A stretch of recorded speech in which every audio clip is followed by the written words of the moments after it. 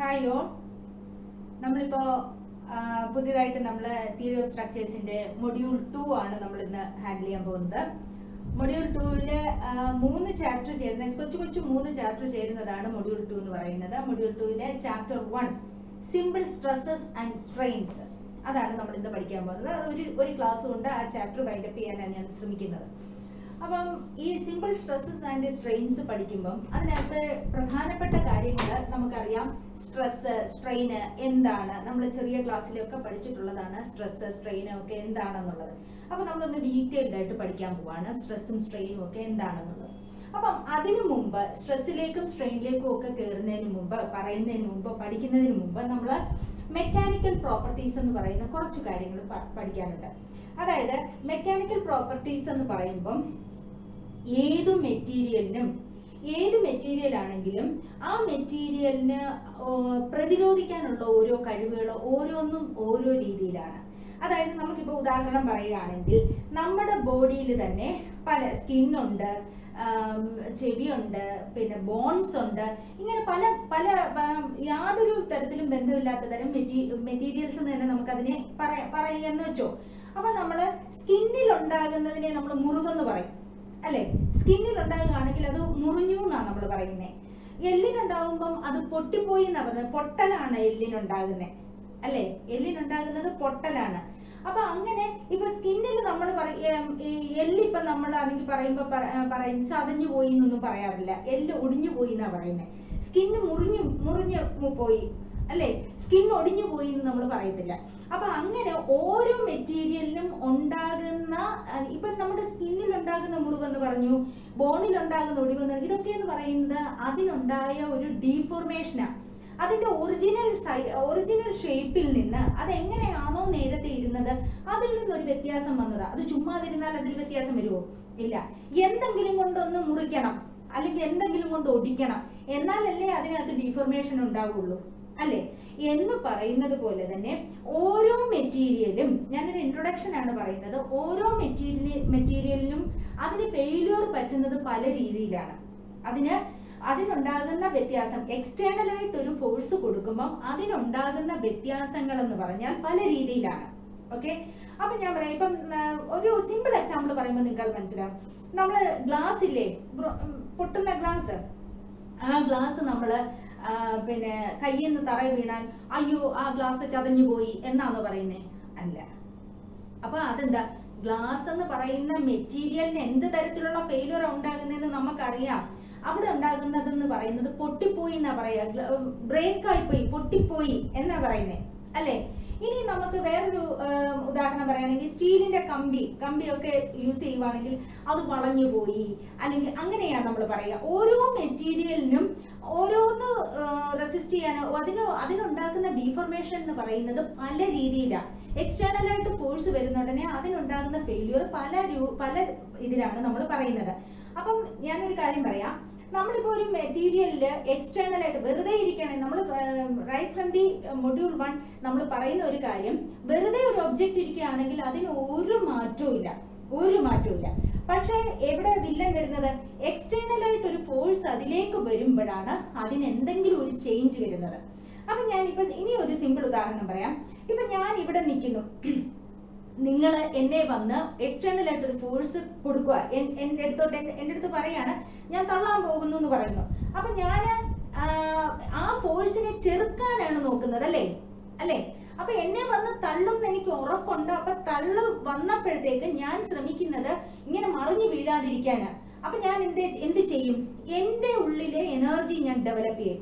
Internal ആയിട്ടൊരു energy ഉണ്ട്.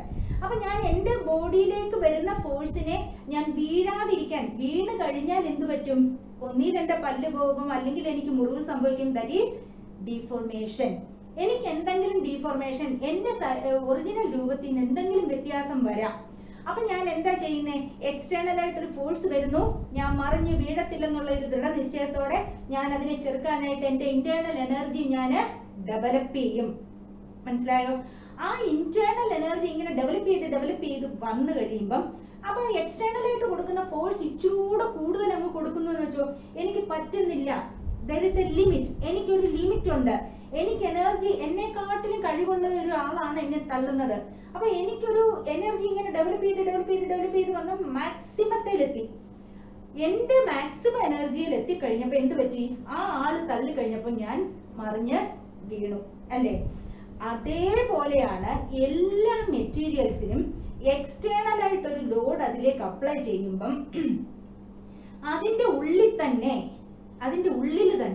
ഒരു ഇന്റേണൽ എനർജി ഡെവലപ്പ് ചെയ്യും. ഇല്ല, എനിക്ക് മാറ്റമൊന്നും, എനിക്ക് രൂപവ്യത്യാസം വരുത്താൻ ഞാൻ സമ്മതിക്കത്തില്ല എന്നുള്ള രീതിയിൽ ഒരു ഇന്റേണൽ എനർജി അതിനകത്ത് തന്നെ ഡെവലപ്പ് ചെയ്ത് എടുക്കും.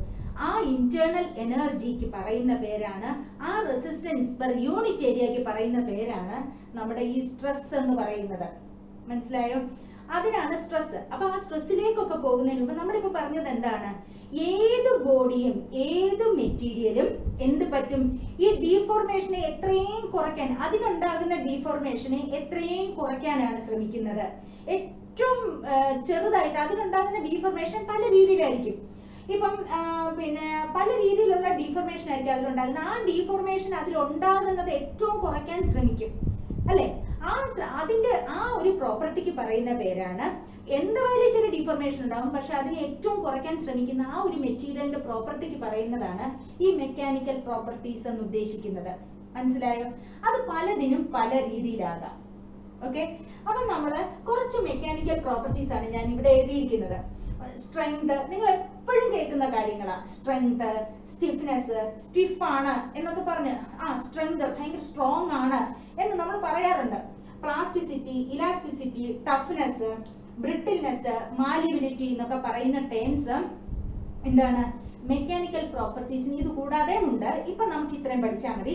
ഇത്രയും എന്ന് പറയുന്നത് മെക്കാനിക്കൽ പ്രോപ്പർട്ടീസ് ആണ്. ഓരോ തരത്തിലെ മെക്കാനിക്കൽ മെറ്റീരിയൽ ഓഫർ ചെയ്യുന്ന അതിന്റെ റെസിസ്റ്റൻസ്, എക്സ്റ്റേണൽ ഫോഴ്സിനെതിരെ ഉണ്ടാക്കുന്ന കഴിവിനെയാണ് ഈ പ്രോപ്പർട്ടീസ് ആയിട്ട് ഞാൻ എഴുതിയിരിക്കുന്നത്. ഇനി നോക്കിയേ, സ്ട്രെങ്ത് എന്ന് പറയുന്നത് എന്താ? സ്ട്രോങ്. ഡീഫോർമേഷനെ ഏറ്റവും ചെറുക്കൻ, ഡീഫോർമേഷൻ ഏറ്റവും കുറവാണ് അതിലുണ്ടാകുന്നത്. ഇപ്പൊ ഞാൻ പറയാം, ഇപ്പൊ ഈ ഒരു ബോർഡിൽ ഞാൻ മാക്സിമം ബലം കൊടുക്കുന്നു. ഈ ബലം കൊടുക്കുമ്പോൾ ഈ സ്ട്രക്ചറിൽ ഇപ്പൊ ഞാൻ ബലം കൊടുക്കുമ്പോൾ ഇതങ്ങ് കിഴിഞ്ഞിറങ്ങി പോവുകയാണെങ്കിൽ എന്താ പറ്റുക? അതിന് ഡീഫോർമേഷൻ ഉണ്ടായി എന്നാ അതിന്റെ അർത്ഥം, അല്ലേ? ഇപ്പൊ ഞാൻ ആഞ്ഞു കൊടുക്കുമ്പോൾ ഈ സർഫസിന് ഒരു മാറ്റവും ഇല്ല, ഒരു ഡീഫോർമേഷൻ ഉണ്ടാകുന്നില്ല, അല്ലെങ്കിൽ കുറഞ്ഞ രീതിയിൽ ഡീഫോർമേഷൻ ഉണ്ടാകുന്നുള്ളൂ, അല്ലെങ്കിൽ ഒരുപാടുണ്ട്. നമ്മൾ എങ്ങനെ പറയും? ഹാർഡാണ്, കുറേശ്ശെ ഹാർഡാണ്, അല്ലെങ്കിൽ ഹാർഡ്നെസ് സ്ട്രെങ്ത് കൂടുതലാണ്, സ്ട്രെങ്ത് കുറേശ്ശെയാണ്, അല്ലെങ്കിൽ സ്ട്രെങ്ത് ഇല്ല എന്ന് പറയും. അപ്പൊ ഡീഫോർമേഷൻ ഡീഫോർമേഷനെ ഏറ്റവും കൂടുതൽ റെസിസ്റ്റ് ചെയ്യുന്നുണ്ടെങ്കിൽ സ്ട്രോങ് ആണ്, സ്ട്രെങ്ത് കൂടുതലാണെന്ന് തന്നെയാണ് പറയുന്നത്. മനസ്സിലായല്ലോ? ഡീഫോർമേഷനെ ഏറ്റവും കുറച്ച് കൊടുക്കുകയാണെന്നുണ്ടെങ്കിൽ ദാറ്റ് മെറ്റീരിയൽ ഈസ് സ്ട്രോങ്. മനസ്സിലായല്ലോ? ഇനി സ്റ്റിഫ്നെസ് എന്നുള്ള വാക്ക്, സ്റ്റിഫാണ്. ഇപ്പൊ നമ്മൾ പറയാം, കൈയുടെ വിരൽ അങ്ങ് സ്റ്റിഫായിട്ടിരിക്കുക എന്ന് പഴയ ആൾക്കാരൊക്കെ പറയാറുണ്ട്. കൈയുടെ വിരലൊക്കെ അങ്ങ് തണുപ്പൊക്കെ പിടിച്ച് വളരെ സ്റ്റിഫായി കൈയുടെ വിരലെന്ന് പറയും. എന്ന് വെച്ചാൽ അത് ഫ്ലെക്സിബിൾ അല്ല, വളയത്തില്ല. ആ ഒരു ഞരമ്പെല്ലാം നേരെ, ഈ വിരലിനകത്ത് ഞരമ്പെല്ലാം നേരെ നിൽക്കുക. പ്രായമുള്ളവർക്ക് വരുന്ന നമ്മുടെ വീടുകളിലെ എല്ലാവരും പറയുന്ന ഒരു കാര്യം, കാല് കൈയൊക്കെ അങ്ങ് സ്റ്റിഫായ പോലെ തോന്നുന്നു. അതിന്റെ അർത്ഥം എന്താണെന്നറിയാം? ഫ്ലെക്സിബിൾ അല്ല, വഴങ്ങത്തില്ല, അതിങ്ങനെ സ്ട്രൈറ്റ് ആയിട്ട് ഫീൽ ചെയ്യും. അതായത് നമ്മുടെ സ്ട്രക്ചറൽ ഇലമെന്റ്സ് ഒക്കെ, ബീം, സ്ലാബ്, അതൊക്കെ സ്റ്റിഫ്നെസ് കൂടിയതാണ്. കാരണം അതില് നമ്മുടെ ഒരു തുണി വിരിക്കുന്ന കയറ് കെട്ടത്തില്ലേ, അയാന്ന് പറയുന്നത്, ഇങ്ങനെ കെട്ടിയിരിക്കുകയാണെന്നുണ്ടെങ്കിൽ ഇങ്ങനെ ലോഡ് വരുന്നുണ്ട്, ഇവിടെ ഒരു ലോഡ് കൊടുക്കുന്ന ഒരു തുണി ഇടുന്നുണ്ടെങ്കിൽ ഇത് ഇങ്ങനെ വരാം, അല്ലെ? അപ്പൊ അതിന്റെ സ്റ്റിഫ്നെസ് കുറവാണെന്ന് പറയാം. അത് ഡിഫ്ലക്ട് ചെയ്യും, ഒറിജിനൽ സ്ഥലത്തുനിന്ന് അത് ഡിഫ്ലക്ട് ചെയ്യും. പറഞ്ഞ മനസ്സിലായാലും? അത് ബെൻഡ് ചെയ്യും, ഇങ്ങനെ ബെൻഡ് ചെയ്യും. ഇതിനെയാണ് ഇപ്പം ഇത് ബെൻഡ് ചെയ്യുന്നില്ല എന്നുണ്ടെങ്കിൽ, ബെൻഡ് ചെയ്യുന്നത് കുറവാണെങ്കിൽ അത് മോർ സ്റ്റിഫ് ആണെന്ന് പറയും. അതായത് ഒറിജിനൽ പൊസിഷനിൽ നിന്ന് ഡിഫ്ലക്ട് ചെയ്തിട്ടില്ല, ഇത്രയും ഡിഫ്ലക്ഷൻ ഉണ്ടായിട്ടില്ല, മാറിയിട്ടില്ല, അത് മാറാൻ ഫ്ലെക്സിബിൾ അല്ല എന്ന് പറയുമ്പം അതിനെ സ്റ്റിഫ്നെസ് എന്നാണ് പറയുന്നത്. മനസ്സിലായല്ലോ? ഈ സ്റ്റിഫ്നെസ് എന്ന് പറയുന്നത് കെ എന്ന് പറയുന്ന ഒരു ലെറ്റർ കൊണ്ടാണ് ഡിനോട്ട് ചെയ്യുന്നത്. സ്റ്റിഫ്നെസ്, ആ K is equal to force F. Force F എന്നോ പി എന്നോ കൊടുക്കാം, capital letter F. F by delta എന്നാണ് ഇതിന്റെ ഇക്വേഷൻ. സ്റ്റിഫ്നെസിന്റെ ഇക്വേഷൻ ആണ്. സ്റ്റിഫ്നെസിനെ റെപ്രസെന്റ് ചെയ്യുന്ന ലെറ്റർ ആണ് K. K is equal to capital F by delta. ഇനി എഫ് എന്താണ്? ഈ നമ്മൾ കൊടുക്കുന്ന ഫോഴ്സ്. ഡെൽറ്റ എന്ന് പറയുന്നത് എന്താണ്? ഈ ഉണ്ടായിരിക്കുന്ന സ്ഥാന വ്യത്യാസം എത്ര കണ്ട് മാറി, ഒറിജിനലിന്ന് എത്ര കണ്ട് വ്യത്യാസം വന്നു, അതാണ് ഈ ഡിഫ്ലക്ഷൻ ആണ് ഈ ഡെൽറ്റ എന്ന് പറയുന്നത്. ഡിഫ്ലക്ഷൻ ആണ് ഡെൽറ്റ എന്ന് പറയുന്നത്. മനസ്സിലായല്ലോ? അപ്പൊ നോക്കിയേ, ഈ സ്റ്റിഫ്നെസിന്റെ യൂണിറ്റ് എന്തുമായിരിക്കും? ഫോഴ്സിന്റെ കിലോ ന്യൂട്ടണോ ആയിരിക്കും. ഇപ്പൊ ന്യൂട്ടൺ ആണെന്നുണ്ടെങ്കിൽ ന്യൂട്ടൺ പെർ മീറ്റർ ആണ് സ്റ്റിഫ്നെസിന്റെ ഡെഫിനിഷൻ. ഓക്കെ, അപ്പൊ സ്റ്റിഫ്നെസ് എന്താണെന്ന് മനസ്സിലായല്ലോ. ഇനി അടുത്തത് പ്ലാസ്റ്റിസിറ്റി. ഇനി പ്ലാസ്റ്റിസിറ്റിയും ഇലാസ്റ്റിസിറ്റിയും ഒന്നിച്ചു പറയാം. ഇലാസ്റ്റിസിറ്റി എന്നുള്ള വാക്ക് കേൾക്കുമ്പോൾ തന്നെ നമ്മുടെ മനസ്സിലുണ്ട് ഇങ്ങനെ വലിഞ്ഞ പോകുന്ന ഒരു പ്രതീതിയാ. ഇലാസ്റ്റിസിറ്റി, ഇലാസ്റ്റിക്കിനെയോ എന്തൊക്കെയോ നമ്മുടെ മനസ്സിൽ പണ്ട് തൊട്ടേ കയറിയിരിക്കുന്നു. അന്നേരത്തേക്ക് നമ്മുടെ മനസ്സിലേക്ക് ഒരു റബ്ബർ ബാൻഡും ഒക്കെ വരും അല്ലെ. ഇങ്ങനെ വലിച്ചു നീട്ടാൻ പറ്റുന്ന, ഇലാസ്തികതയുള്ള എന്ന് പറയും, വലിച്ചു നീട്ടാൻ പറ്റുന്നതൊക്കെയാണ് നമ്മുടെ കൺസെപ്റ്റിലോട്ട് പെട്ടെന്ന് വരുന്നത്. അതായത് ഇലാസ്റ്റിസിറ്റി എന്ന് പറയുമ്പോൾ നമ്മൾ ഇപ്പൊ നിങ്ങൾ ഉദ്ദേശിച്ച പോലെ ഒരു റബ്ബർ ബാൻഡിനെ നമ്മൾ ഇങ്ങനെ വലിക്കുന്നു. ഓക്കെ, അതിനെ ഇങ്ങനെ നമ്മൾ രണ്ടെങ്കിലും പിടിച്ച് ഇങ്ങനെ വലിക്കുന്നു എന്ന് വിചാരിക്കുക. ഈ വലിക്കുമ്പോൾ ഇതിന്റെ നീളം ഇങ്ങനെ കൂടും അല്ലെ. റബ്ബർ ബാൻഡിനെ രണ്ടെങ്കിലും വെച്ച് ആദ്യം ഇത്രയും നീളമുള്ള ഒരു റബ്ബർ ബാൻഡ് ആയിരുന്നു എന്ന് വെച്ചാൽ ഈ രണ്ടെങ്കിലും ഇതൊന്ന് മെഷർ ചെയ്തു ആദ്യം. ഓക്കെ, ഈ ഒരു 5 സെന്റിമീറ്റർ ഉണ്ടെന്ന് വിചാരിക്കുക, അല്ലെങ്കിൽ ഒരു 10 സെന്റിമീറ്റർ നീളമുള്ള റബ്ബർ ബാൻഡ് ആയിരുന്നു. ഞാൻ ഇതിനെ ഇങ്ങനെ രണ്ടെങ്കിലും പിടിച്ചു വലിച്ചു കഴിഞ്ഞിട്ട് ഞാൻ അതിനെ വിട്ടു കഴിഞ്ഞപ്പോ ഇത് നേരെ ശൂന്ന് തിരിച്ചങ്ങ് പോയി അല്ലേ. അപ്പൊ അത് എന്താ അതിന്റെ ടെൻഡൻസി? ഞാൻ ഡീഫോർമേഷന് വഴങ്ങത്തില്ല എന്നുള്ള ടെൻഡൻസിയാ. നേരെ ഒറിജിനൽ സൈസിലേക്കാണത് പോകുന്നത് അല്ലെ. അപ്പം ഒരു മെറ്റീരിയലിന്റെ എക്സ്റ്റേണൽ ആയിട്ട് ഞാൻ ലോഡ് കൊടുത്തപ്പോൾ ആ ലോഡിനനുസരിച്ച് അത് വഴങ്ങിക്കൊടുത്തു. പക്ഷേ ഞാൻ ലോഡ് റിമൂവ് ചെയ്തോടനെ, വിഡ്രോ ചെയ്തോടനെ അല്ലെ, ആ ലോഡ് ഞാൻ കൊടുക്കുന്നത് ഞാൻ മാറ്റിയപ്പോ തന്നെ അത് ഒറിജിനൽ ഷേപ്പിലേക്ക് തിരിച്ചു വരികയാണ്. അങ്ങനെയുള്ള മെറ്റീരിയലിനെ എന്താ പറയുക എന്നറിയോ? ആ പ്രോപ്പർട്ടിക്ക് പറയുന്ന പേരാണ് after the removal of the external force അല്ലെ. ആ ഫോഴ്സ് റിമൂവ് ചെയ്ത് കഴിഞ്ഞ ഉടൻ തന്നെ അത് പഴയ ഷേപ്പിലേക്ക്, എന്നാ പഴയ ഷേപ്പ് അല്ലെങ്കിൽ പോലും മാക്സിമം അത് പഴയ ഷേപ്പിലേക്ക് അറ്റൈൻ ചെയ്യാൻ ശ്രമിക്കുന്ന ആ ഒരു പ്രത്യേകത, മെറ്റീരിയലിന്റെ പ്രത്യേകതയ്ക്ക് പറയുന്ന പേരാണ് ഇലാസ്റ്റിസിറ്റി എന്ന് പറയുന്നത്. ഓക്കെ, ഇനി വലിച്ചങ്ങ് നീട്ടി, ഈ വലിച്ചു നീട്ടി കഴിഞ്ഞിട്ട് നമ്മൾ ഫോഴ്സ് റിമൂവ് ചെയ്താലും പഴയ പൊസിഷനിലേക്ക് വരുന്നില്ല എന്ന് വെച്ചേ. അങ്ങനെയുള്ള മെറ്റീരിയൽസ് ഉണ്ട്. ഫോഴ്സ് എന്തെങ്കിലും എക്സ്റ്റേണൽ ആയിട്ട് ഫോഴ്സ് കൊടുത്തിട്ട് വലിച്ചു നീട്ടി കഴിഞ്ഞിട്ട് നമ്മുടെ സ്റ്റീൽ ബാർ, ഇങ്ങനെയൊക്കെയുള്ള സ്റ്റീൽ ബാർ മാക്സിമം വലിച്ചു നീട്ടി അല്ലെ, ഇത് പ്ലാസ്റ്റിക് ആണെന്ന് പറയല്ല, വലിച്ചു നീട്ടി ഒറിജിനൽ ഷേപ്പിലേക്ക് നമുക്ക് അത് ഒറിജിനൽ ഷേപ്പിലേക്ക് വീണ്ടും വരാനുള്ള ടെൻഡൻസി കുറവാണെങ്കിൽ അത് പ്ലാസ്റ്റിക് ഇൻ നേച്ചർ എന്നാ പറയുക. അതൊന്ന് വ്യത്യാസം വന്ന ആ ഷേപ്പിലാണ് പിന്നെ അതിരിക്കുന്നത്, അത് ഒറിജിനൽ ഷേപ്പിലേക്ക് വരത്തില്ല. അപ്പൊ ഈ ഇലാസ്റ്റിസിറ്റിയുടെ നേരെ ഓപ്പോസിറ്റ്, സ്റ്റീലിന് ഉദാഹരണം പറഞ്ഞാലും ഞാൻ ജസ്റ്റ് ഒന്ന് പറഞ്ഞതാണ്.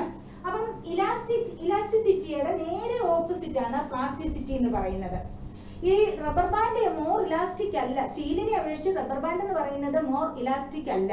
കാരണം റബ്ബർ ബാൻഡിനെ 15 സെന്റിമീറ്റർ നീളമുള്ള റബ്ബർ ബാൻഡിനെ വലിച്ചു കഴിഞ്ഞിട്ട് മാക്സിമം വലിച്ചിട്ട് വിടുമ്പം അതിനുണ്ടാകുന്ന ഡീഫോർമേഷൻ വളരെ കൂടുതലാണ്. അത് ആ 15 സെന്റിമീറ്ററിലായിരിക്കത്തില്ല വന്ന് നിൽക്കുന്നത്, വേണമെങ്കിൽ ഒരു 20 അങ്ങനെ വല്ലതും ആയിരിക്കും. അത്രയ്ക്ക് അതങ്ങ് വലിഞ്ഞു പോകും. അപ്പൊ ഒറിജിനൽ ഷേപ്പ് അറ്റൈൻ ചെയ്യാനുള്ള റബ്ബർ ബാൻഡിന്റെ കഴിവ് കുറവായിരിക്കാം. ഓക്കെ, അപ്പൊ ഇലാസ്റ്റിസിറ്റി, പ്ലാസ്റ്റിസിറ്റി, എക്സ്റ്റേണൽ ഫോഴ്സ് കൊടുക്കുമ്പം ഒറിജിനൽ ഷേപ്പ് അറ്റൈൻ ചെയ്യത്തില്ല, ആ ഡിഫോർമേഷൻ ഉണ്ടായിരിക്കുന്ന ആ രൂപത്തിൽ തന്നെ ഇരിക്കുവാണെങ്കിൽ അത് പ്ലാസ്റ്റിസിറ്റി എന്ന് പറയും. ഇലാസ്റ്റിസിറ്റി എന്ന് പറയുന്നത് ഈ ഫോഴ്സ് റിമൂവ് ചെയ്യുന്ന ഉടനെ ഒറിജിനൽ ഷേപ്പിലേക്ക് ഒറിജിനൽ ഷേപ്പ് റീഗെയിൻ ചെയ്യുകയാണെന്നുണ്ടെങ്കിൽ അതിനെയാണ് ഇലാസ്റ്റിസിറ്റി എന്നുള്ള പ്രോപ്പർട്ടി ആയിട്ട് പറയുന്നത്. ഇനി ടഫ്നെസ്. ഈ ടഫ്നെസ് എന്ന് ഉദ്ദേശിക്കുന്നത് ഇപ്പൊ ഇവിടെ എല്ലാം ഈ പറഞ്ഞപ്പോഴെല്ലാം എന്താ, ഒരു വില്ലൻ അതിലേക്ക് വരുന്നു, എക്സ്റ്റേണൽ ഫോഴ്സ് വരുന്നു. അപ്പൊ അതിന് ഡീഫോർമേഷൻ ഉണ്ടാകാതിരിക്കാനാണ് മാക്സിമം ശ്രമിക്കുന്നത്. ഇവിടെ ഉണ്ടാകുന്ന ഡീഫോർമേഷൻ എന്ന് പറയുന്നത് ഡിഫ്ലക്ഷൻ ആണ്, ഇങ്ങനെ നേരത്തെ ഉണ്ടായ പൊസിഷനിൽ നിന്ന് ഒരു വ്യത്യാസം അല്ലെ. ഇവിടെ എന്ന് പറയുന്നത് പ്രോപ്പർട്ടി എന്ന് പറഞ്ഞാൽ ഓരോന്നിനും രൂപവ്യത്യാസത്തെ സംബന്ധിക്കുന്നതാണ് ഈ മെക്കാനിക്കൽ പ്രോപ്പർട്ടീസ് പറയുന്നത്. അപ്പൊ അടുത്തത് ടഫ്നെസ് എന്ന് പറയുന്നത് എന്താ? ടഫ്നെസ് എന്ന് ഉദ്ദേശിക്കുന്ന ലോഡിങ് പലതരമുണ്ട്. ഇപ്പൊ ഞാൻ പറയാം, ഉദാഹരണത്തിന് നമ്മുടെ കയ്യിൽ ഒരു മുറിവ് വന്നു, ഒരു സ്കിന്നിന്റെ പുറത്ത് ഒരു മുറിവ് വന്നു കഴിഞ്ഞാൽ ആ മുറിവ് കണ്ടാൽ അറിയാം നമുക്ക് ഏത് തരത്തിലുള്ള ആയുധം വെച്ചാൽ അത് പറ്റിയെന്ന്. നമുക്ക് അറിയാം, പിച്ചാത്തി കൊണ്ടുള്ള മുറിവ്, നൈഫ് കൊണ്ടുള്ള മുറിവ് നമുക്കറിയാം എങ്ങനെയായിരിക്കുന്നതെന്ന്. ഇനി സ്കിന്നിന്റെ പുറത്ത് പിന്നെ ചതവ് വരാൻ അല്ലേ, ഈ ചതവ് വരുമ്പോ നമുക്കറിയാം എന്തോ വന്ന് ആഞ്ഞിടിച്ചതാണ്. അപ്പൊ നമുക്ക് ഉണ്ടാകുന്ന ഡീഫോർമേഷനും എക്സ്റ്റേണൽ ഫോഴ്സും ഒക്കെ കൊണ്ട് നമുക്ക് ആ ഫോഴ്സിന്റെ ടൈപ്പും നമുക്കറിയാം, ഇതിലുണ്ടാക്കുന്ന ഡീഫോർമേഷനും എങ്ങനെയാണെന്ന് നമുക്ക് ഊഹിക്കാൻ പറ്റും അല്ലേ. അപ്പൊ നമുക്ക് ടഫ്നെസ് എന്ന് പറയുന്നത് എന്തുവാണെന്നറിയാം, ഈ കണ്ണടച്ച് തുറക്കുന്ന നേരം കൊണ്ട് ഒരു ഫ്രാക്ഷൻ ഓഫ് എ സെക്കൻഡ് കൊണ്ട് ഒരു വലിയ ലോഡ്, ഒരു ഷോക്ക് ലോഡ്, ഒരു വലിയ ലോഡ് വന്ന് ആഞ്ഞു വന്നൊരു മെറ്റീരിയലിൽ പതിക്കുക. അതിനെ എങ്ങനെ ആ മെറ്റീരിയൽ റെസിസ്റ്റ് ചെയ്യും? ഓക്കെ, ഇപ്പൊ ഞാൻ അതിന് ഉദാഹരണം പറഞ്ഞു, ഒരു ഹാമർ, ഒരു ചുറ്റിക വെച്ച് ഒരു സർഫസിൽ ആഞ്ഞടിക്കുകയാണെന്നുണ്ടെങ്കിൽ അതുപോലും അറിയുന്നതിന് മുമ്പാണ് അതിലേക്ക് ആ ബ്ലോ വന്ന്, ആ സ്ട്രൈക്ക് വന്ന് വീഴുന്നത് അല്ലേ. അങ്ങനെയാണെന്നുണ്ടെങ്കിൽ നിങ്ങളൊന്ന് ഇമാജിൻ ചെയ്യുക എങ്ങനെയുള്ള ഡിഫക്റ്റ് ആയിരിക്കാം അവിടെ വരാൻ പോകുന്നത്. അപ്പൊ ആ ബ്ലോയെ റെസിസ്റ്റ്, ആ ഫ്രാക്ഷൻ ഓഫ് എ സെക്കൻഡ് കൊണ്ട് വന്ന് പതിക്കുന്ന ആ വലിയ ലോഡിനെ ആ ഇമ്പാക്ട് ലോഡ് എന്ന് പറയും. ഇമ്പാക്ട്, വലിയ ഇമ്പാക്റ്റ് ആണ് ഉണ്ടാകുന്നത്. ആ ഇമ്പാക്ട് ലോഡിനെ ചെറുക്കാനുള്ള ഒരു മെറ്റീരിയലിന്റെ പ്രോപ്പർട്ടിക്ക് പറയുന്ന പേരാണ് എന്ത്? ടഫ്നെസ് എന്ന് പറയുന്നത്. ഓക്കെ, ഇനി ബ്രിട്ടിൽനെസ് ഞാൻ കുറച്ചു മുമ്പ് പറഞ്ഞു, പൊട്ടിപ്പോകുന്നത്. ആ ഏറ്റവും കുറച്ച് പിന്നെ എന്താ ഈ പൊട്ടുക എന്നുള്ള പ്രോപ്പർട്ടിയെ ഏറ്റവും കുറച്ച് ചേർക്കുന്നത്, അങ്ങനെയുള്ള മെറ്റീരിയലിന്റെ ബ്രിട്ടിൽനെസ് കൂടുതലാണ്, ബ്രിട്ടിൽനെസ് കുറവാണെന്നൊക്കെ പറയുമ്പം, ബ്രിട്ടിൽനെസ് കുറവാണെന്ന് പറയുമ്പോൾ ഗ്ലാസ് പീസ് തറ വീണ അന്നേരമേ പൊട്ടും. ബ്രിട്ടിൽനെസ് കൂടുതലാണെന്ന് പറയുമ്പോൾ കാസ്റ്റ് അയൺ അല്ലെ, കാസ്റ്റ് അയൺ അല്ലെങ്കിൽ കാസ്റ്റ് അയണിന്റെ പ്രോപ്പർട്ടി തന്നെ പെട്ടെന്ന് പൊട്ടി, ഗ്ലാസ് പോലെ അല്ലെങ്കിൽ പോലും ബ്രിട്ടിൽനെസ് ഇച്ചിലൂടെ കൂടുതൽ, ഹൈലി ബ്രിട്ടിലാണ് കാസ്റ്റ് അയൺ എന്ന് പറയുന്നത്. അപ്പൊ അങ്ങനെ ആ ബ്രിട്ടിൽ എന്ന് പറയുമ്പോൾ എക്സ്റ്റേണൽ ആയിട്ട് ഒരു ഫോഴ്സ് വരുന്ന ഉടനെ തന്നെ പൊട്ടിപ്പോകുന്ന, നമ്മുടെ ബോണ് ബ്രിട്ടിലാണ്, പൊട്ടിപ്പോകുന്നതാണ് അല്ലെ. അപ്പൊ അങ്ങനെ വരുന്നത് ഈ പൊട്ടിപ്പോവുക എന്നുള്ളത് ആ പിന്നെ അതെല്ലാം ഫെയിലിയർ, ഇതിലുണ്ടാകുന്നതെല്ലാം ഫെയിലിയേഴ്സാ. ഈ ഫെയിലിയറിനെ, പൊട്ടിപ്പോവുക എന്നുള്ള ഫെയിലിയറിനെ ഏറ്റവും കൂടുതൽ ചേർക്കുന്നതിന് മോർ ബ്രിട്ടിൽ ആണെന്ന് പറയും. പെട്ടെന്ന് പൊട്ടിപ്പോവുകയാണെങ്കിൽ അല്ലെ ലെസ് ബ്രിട്ടിൽ ആണെന്ന് പറയും. അപ്പൊ പൊട്ടുന്നതിന്റെ ആ പ്രോപ്പർട്ടിയെ, അതിനെ റെസിസ്റ്റ് ചെയ്യുന്ന പ്രോപ്പർട്ടിക്ക് പറയുന്ന പേരാണ് ബ്രിട്ടിൽനെസ് എന്ന് പറയുന്നത്. ഇനി മാലിയബിലിറ്റി ഒന്നുകൂടെ ഉണ്ട്, ഡക്റ്റിലിറ്റി എന്ന് പറയുന്ന ഒരു പ്രോപ്പർട്ടി ഉണ്ട്. മാലിയബിലിറ്റി എന്ന് പറയും. ഈ മാലിയബിലിറ്റി എന്ന് പറയുമ്പം നമുക്ക് എല്ലാം, ഇപ്പൊ ഗ്ലാസ്, ഒരു പീസ് ഗ്ലാസ് എടുത്തു, എന്നാൽ ഇതിനെ ഞാൻ ഒന്ന് പരത്തി ഷീറ്റ് ആക്കാം, ഒരു ഷീറ്റ് പോലെ ആക്കാം എന്ന് വെച്ചോണ്ട് അടിച്ച് ഷീറ്റ് ആക്കാൻ പറ്റുമോ ഒരു ഗ്ലാസ് പീസിനെ? ഇല്ല. അതിന് അതിൻ്റെതായിട്ടുള്ള മെറ്റീരിയൽസ് ഉണ്ട്. ആ ഒരു എക്സ്റ്റേണൽ ഫോഴ്സിനെ അടിച്ചു പരത്തുന്ന രീതിയിൽ ഇങ്ങനെ ഹാമർ ഇങ്ങനെ ഫോഴ്സ് കൊടുക്കുന്നുടനെ പരന്നൊരു ഷീറ്റ് ആക്കാൻ പറ്റുന്ന രീതിയിൽ, ഇപ്പൊ ചപ്പാത്തി മാവൊക്കെ കുഴച്ച് വെക്കുന്നതിന് ഇങ്ങനെ പരത്തി നമുക്കൊരു തിന്നായിട്ടൊരു ഷീറ്റ് ആക്കി വെക്കാൻ പറ്റുന്ന രീതിയിലാക്കുന്ന പോലെ. അപ്പൊ നമ്മൾ കൊടുക്കുന്ന ഫോഴ്സ് എന്താ? അതുപോലെ ഒരു ഗ്ലാസ് പീസിനെ പറ്റുമോ? ഇല്ല. അപ്പം മാലിയബിലിറ്റി എന്ന് ഉദ്ദേശിച്ചിരിക്കുന്നത് എക്സ്റ്റേണൽ ആയിട്ട് ഫോഴ്സ് കൊടുക്കുന്നുടനെ ഇങ്ങനെ അങ്ങ് പരന്ന് തിൻ ഷീറ്റ് ആയാലും അതിന് ഫെയിലിയർ പറ്റൂല. മനസ്സിലായല്ലോ? ആ തിൻ ഷീറ്റ് ആക്കുന്നിടം വരെ അതിനെ നല്ല ഒരു തിൻ ഷീറ്റ് ആക്കി എടുക്കാൻ പറ്റും.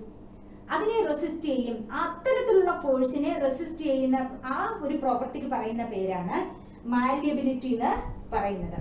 ഓക്കെ, അപ്പൊ മാലിയബിൾ ആയിട്ടുള്ളത് ഗോൾഡ്, സിൽവർ നമ്മൾ കണ്ടിട്ടുണ്ട്, കോപ്പർ ഒക്കെ ഈ തിന്നായിട്ടുള്ള ഷീറ്റായിട്ട് നമുക്ക് ആക്കിയെടുക്കാം, പിന്നെ സിൽവർ ഒക്കെ.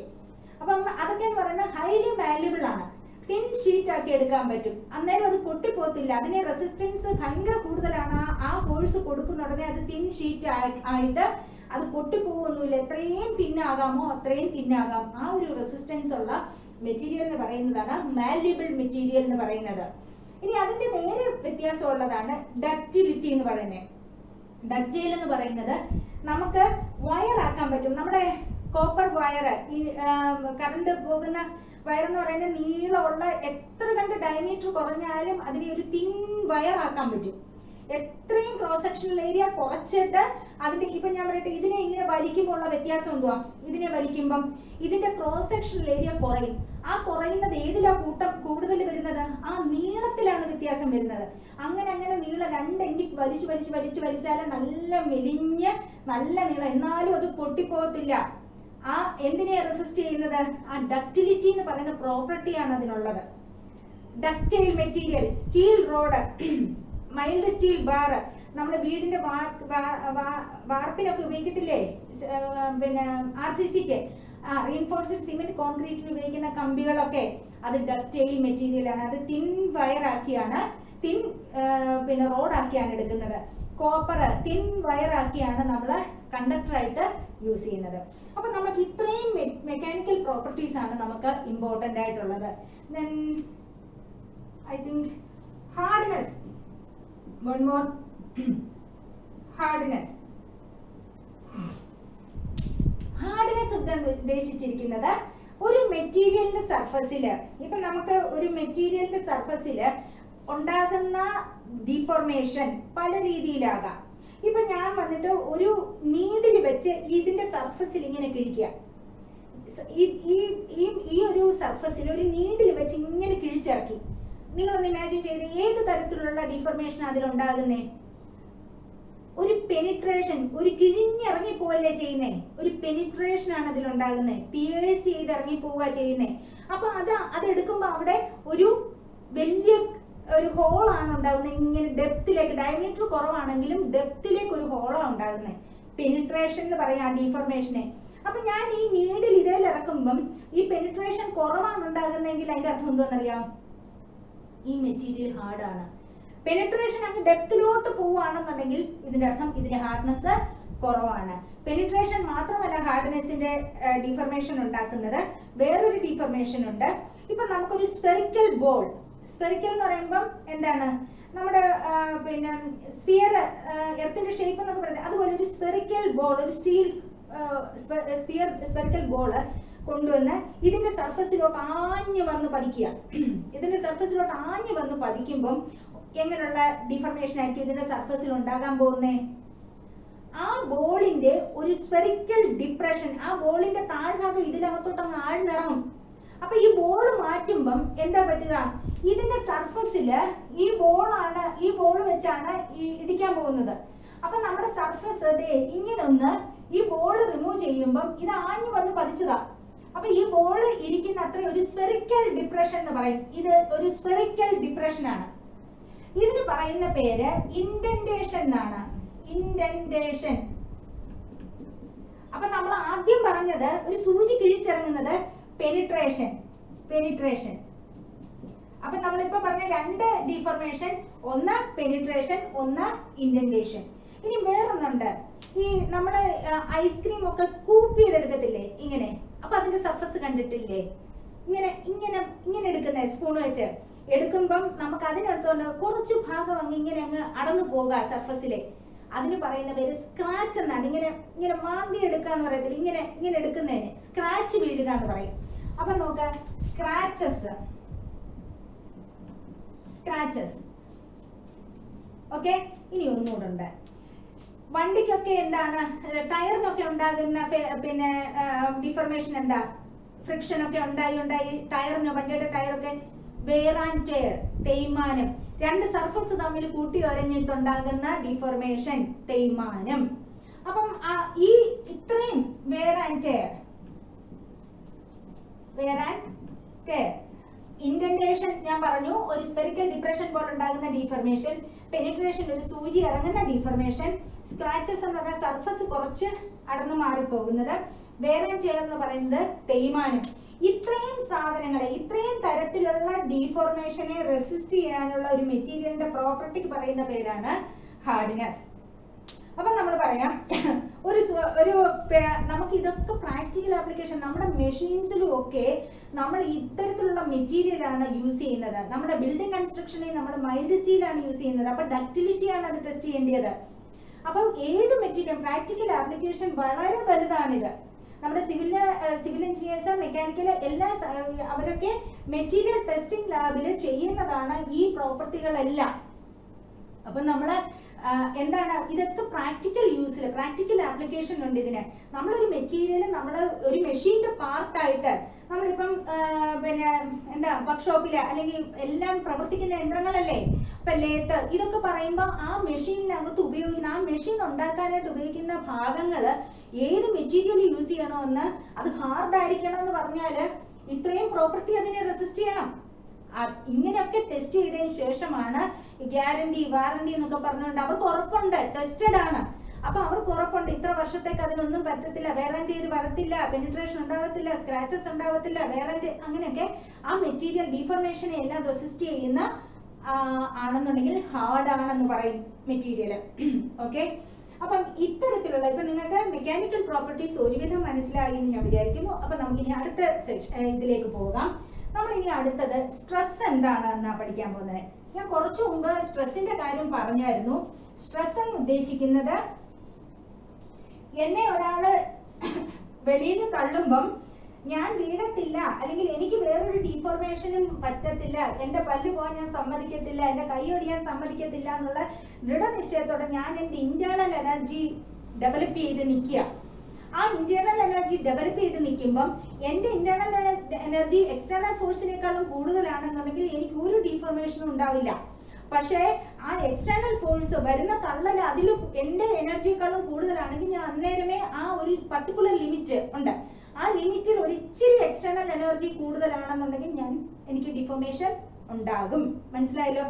അപ്പൊ എന്നിൽ ഡെവലപ്പ് ചെയ്ത internal resistance per unit area ഞാൻ ഡെവലപ്പ് ചെയ്യുമ്പോൾ എന്റെ കൈ മാത്രമല്ല, ഞാൻ മൊത്തത്തില് എനർജി ഡെവലപ്പ് ചെയ്തെടുക്കുന്നത്. എന്റെ ടോപ്പ് ടു ബോട്ടം ഞാൻ ഇന്റേണൽ എനർജി ഡെവലപ്പ് ചെയ്താ നിൽക്കുന്നത് അല്ലേ?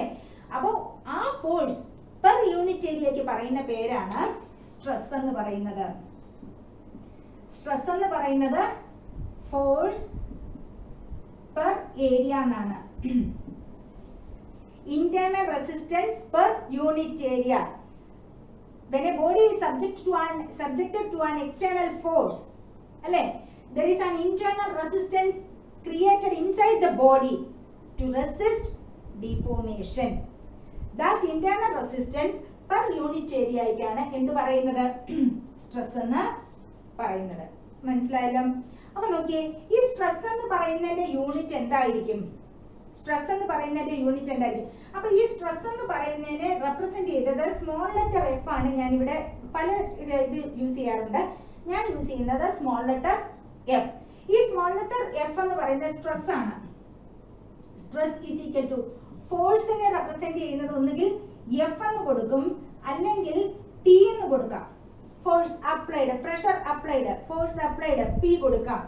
പി ബൈ എ എന്ന് പറയാം, സ്ട്രെസ്. ഓക്കെ, അപ്പൊ ഫോഴ്സിന്റെ യൂണിറ്റ് എന്താ? ന്യൂട്ടൺ അല്ലെങ്കിൽ കിലോ ന്യൂട്ടൺ അല്ലെ? അപ്പൊ ഏരിയക്ക് എന്താ പറയുക? മീറ്റർ സ്ക്വയർ പറയാം, മില്ലിമീറ്റർ സ്ക്വയർ പറയാം. അപ്പൊ ന്യൂട്ടൺ പെർ മില്ലിമീറ്റർ സ്ക്വയർ ആണ് സ്ട്രെസ്സിന്റെ യൂണിറ്റ്, അല്ലെങ്കിൽ kilo newton per metre square. എങ്ങനെ വേണേലും ഏരിയയുടെ യൂണിറ്റും ഫോഴ്സിന്റെ യൂണിറ്റും കൂടെ ആലോചിച്ചിട്ട് അത് നിങ്ങൾക്ക് എങ്ങനെയാണ് ക്വസ്റ്റ്യൻ തന്നിരിക്കുന്നതെന്ന് വെച്ചാൽ അതിനനുസരിച്ച് യൂണിറ്റ് എഴുതാം. ഇനി അടുത്തത് സ്ട്രെയിൻ. നമ്മുടെ മെയിൻ ആൾക്കാരെയാണ് പറയുന്നത് സ്ട്രെയിൻ. ഈ സ്ട്രെസ് എന്താ? Internal energy developed inside the body to resist deformation. അപ്പൊ ഇന്റേണൽ റെസിസ്റ്റൻസ് ഉണ്ടായിട്ടും പ്രയോജനമൊന്നുമില്ല. ഡിഫോർമേഷൻ ഉണ്ടായി എന്ന് വിചാരിക്കുക. എന്തെങ്കിലും ഡിഫോർമേഷൻ, ഞാൻ ഇതിനെ ഇങ്ങനെ വലിച്ചു നീട്ടി അല്ലെ, ഇതിനകത്തൊരു റെസിസ്റ്റൻസ് ഉണ്ട്, പക്ഷെ ആ റെസിസ്റ്റൻസിനെ ഓവർകം ചെയ്യത്തക്ക രീതിയിലുള്ള ലോഡാണ് ഞാൻ കൊടുത്തത്. വലിഞ്ഞ് നീളുക. ഈ നീണ്ടപ്പം ഇതിനകത്ത് അളവുകളിലെല്ലാം ഒരു വ്യത്യാസം വന്നു എന്ന് പറഞ്ഞു അല്ലെ? ഇതിന്റെ ഏരിയ കുറഞ്ഞു, നീളം കൂടി. ഈ ക്രോസ് സെക്ഷണൽ ഏരിയ ഇത്രയുണ്ടെങ്കിൽ വലിച്ചു നീട്ടും ഈ ക്രോസ് സെക്ഷണൽ ഏരിയ കുറയും, നീളം കൂടും.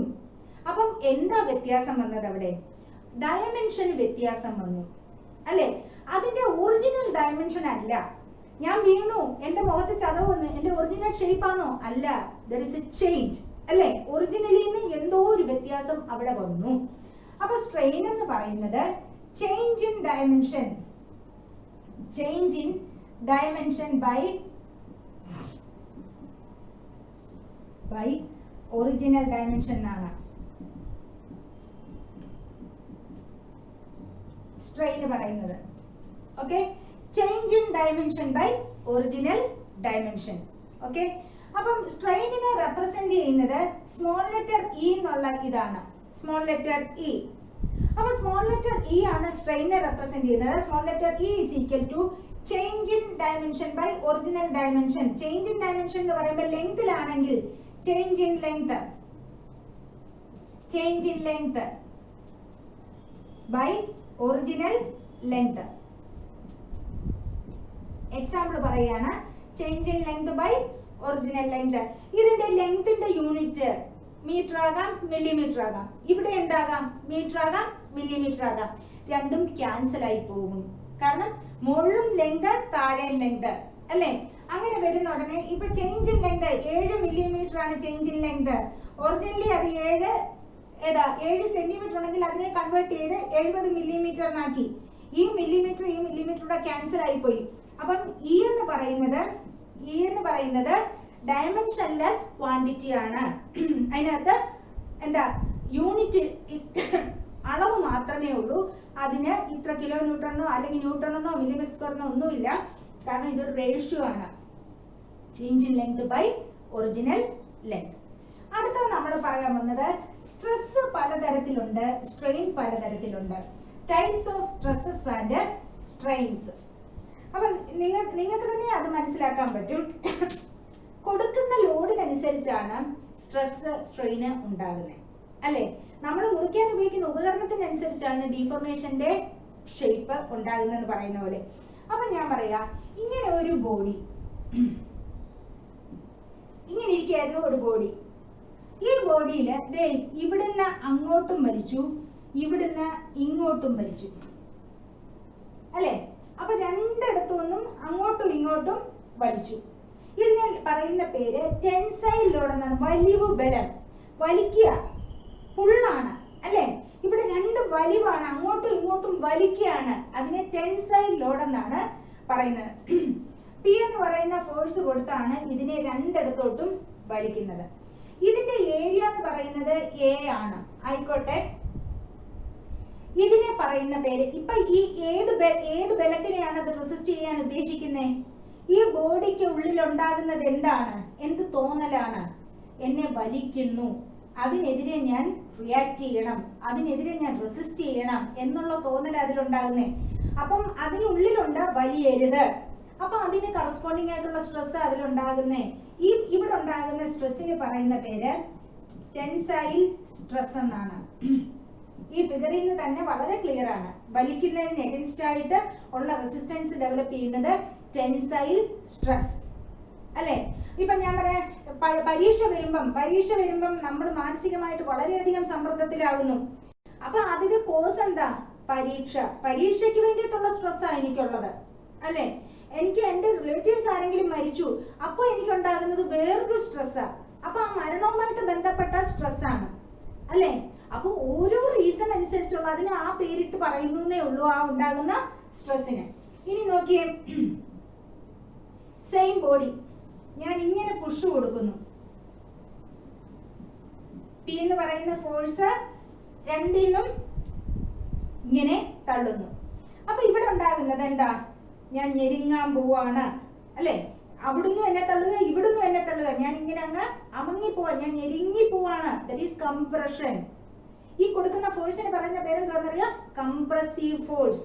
ഇങ്ങനെ രണ്ടെൻഡിന്നും ഞെരുക്കുന്ന ഫോഴ്സ് ആണ് കൊടുത്തിരിക്കുന്നത്. അതിനെ കംപ്രസീവ് ഫോഴ്സ് എന്നാണ് പറയുന്നത്. ഓക്കെ, അപ്പൊ കംപ്രസീവ് ഫോഴ്സിന്, അപ്പൊ ഈ ബോഡിയുടെ ഉള്ളിൽ എന്താണ്? എനിക്ക് കംപ്രസ് ചെയ്യാൻ, എനിക്ക് കംപ്രഷൻ ഉണ്ടാവരുത് അല്ലെ? ഞാൻ കംപ്രസ് ആവരുത് എന്ന് വിചാരിക്കുമ്പം ആ തരത്തിലുള്ള സ്ട്രെസ് ഉണ്ടാകുമ്പോൾ അതിനെ കംപ്രസീവ് സ്ട്രെസ് എന്ന് പറയും. Compressive stress. ഓക്കെ, ഇനി അടുത്ത ഒരു തരത്തിലുള്ള ഒരു സ്ട്രെസ് ഉണ്ട്. ആ സ്ട്രെസ് എന്ന് പറയുന്നത് ഇങ്ങനെയാണ് മെറ്റീരിയൽ ഇരിക്കുന്നത്. എന്ന് വെച്ചോ. ഈ മെറ്റീരിയൽ ഇരിക്കുമ്പം മുകളിൽ ഇങ്ങനെ അങ്ങോട്ടും ഒരു ഫോഴ്സ് ഉണ്ട്, ഇവിടുന്ന് ഇങ്ങോട്ടും ഒരു ഫോഴ്സ് ഉണ്ട്. അതായത് നമ്മുടെ ഈ ഒരു ബുക്ക്, രണ്ട് ബുക്ക് മുകളിൽ എടുത്ത് വെക്കുക. നിങ്ങൾ ഒരു ബുക്കിന്റെ മുകളിൽ ഒരു ബുക്ക് എടുത്ത് വെക്കുക. എന്നിട്ട് ഒരു ബുക്കിനെ ഇങ്ങോട്ട് നീക്കുന്നു, ഒരു ബുക്കിനെ അങ്ങോട്ട് നീക്കുന്നു. എന്താ പറ്റുക? ഇങ്ങനായിരുന്നു 2 ബുക്ക് ഇരിക്കുന്നത്. സിംഗിൾ യൂണിറ്റ് ആണെന്ന് വിചാരിക്കുക. ആ 2 ബുക്ക് കൂടെ ഒറ്റ ബുക്കായിട്ടിരിക്കുന്നതായിട്ട് ചിന്തിക്കുക. ഒറ്റ യൂണിറ്റ് ആയിരുന്നു. അപ്പോഴാണ് ഇവിടുന്ന് അങ്ങോട്ടും ഇവിടുന്ന് ഇങ്ങോട്ടും ഫോഴ്സ് കൊടുക്കുന്നത്. ഇങ്ങനെ അങ്ങോട്ടും ഇങ്ങോട്ടും കൊടുക്കുക ഫോഴ്സ്. അപ്പൊ ഉണ്ടാകുന്ന മാറ്റം എന്ന് പറയുന്നത് ഇങ്ങനെ ആയിരിക്കും. ഒരു സർഫസിൽ നിന്ന് ഒരു ലെയർ അങ്ങ് തെന്നിപ്പോവും അങ്ങോട്ട്. മനസ്സിലായോ? ഇങ്ങനെ ഇരിക്കുന്നത് ഇങ്ങനെ തെന്നും. ഒരു ലെയർ മുകളിലത് ഷിയർ ചെയ്യും. ഷിയർ ഓഫ് എന്നാ പറയുക. ഈ മുകളിലിരിക്കുന്ന ഒരു ലെയർ ഇങ്ങനെ നിരങ്ങി അങ്ങ് നീങ്ങും. അപ്പൊ നോക്കിയേ, ഇങ്ങനെയാണെന്നുണ്ടെങ്കിൽ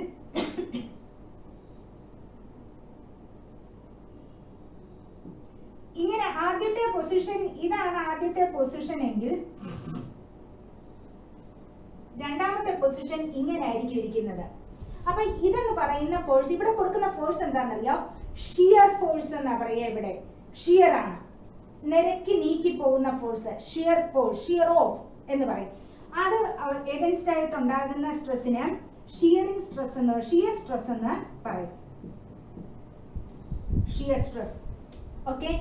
അപ്പൊ നമുക്ക് സ്ട്രെസ് 3 തരത്തിലായി: ടെൻസൈല്, കംപ്രസീവ്, ഷിയർ. അതേപോലെ തന്നെ ഇനിയും സ്ട്രെയിനും ഉണ്ട്. ഈ ഓരോ സ്ട്രെസ്സിനും കറസ്പോണ്ടിങ് ആയിട്ടല്ലേ അതിന് deformation ഉണ്ടാകുന്നേ. Where there is deformation, there is strain. ഉണ്ടോ? അവിടെ സ്ട്രെയിൻ ആയി കഴിഞ്ഞു. ഓക്കെ. അപ്പൊ നോക്കിയേ, ഇത് ഈ 2 എൻഡിൽ നിന്നും വലിക്കുന്നു. ഇവിടെ കൊടുത്തിരിക്കുന്നത് ഏതാണ്? ടെൻസൈൽ സ്ട്രെസ്, ടെൻസൈൽ ഫോഴ്സ് ആണ് കൊടുത്തത്. ടെൻസൈൽ സ്ട്രെസ് ഡെവലപ്പ് ചെയ്തു.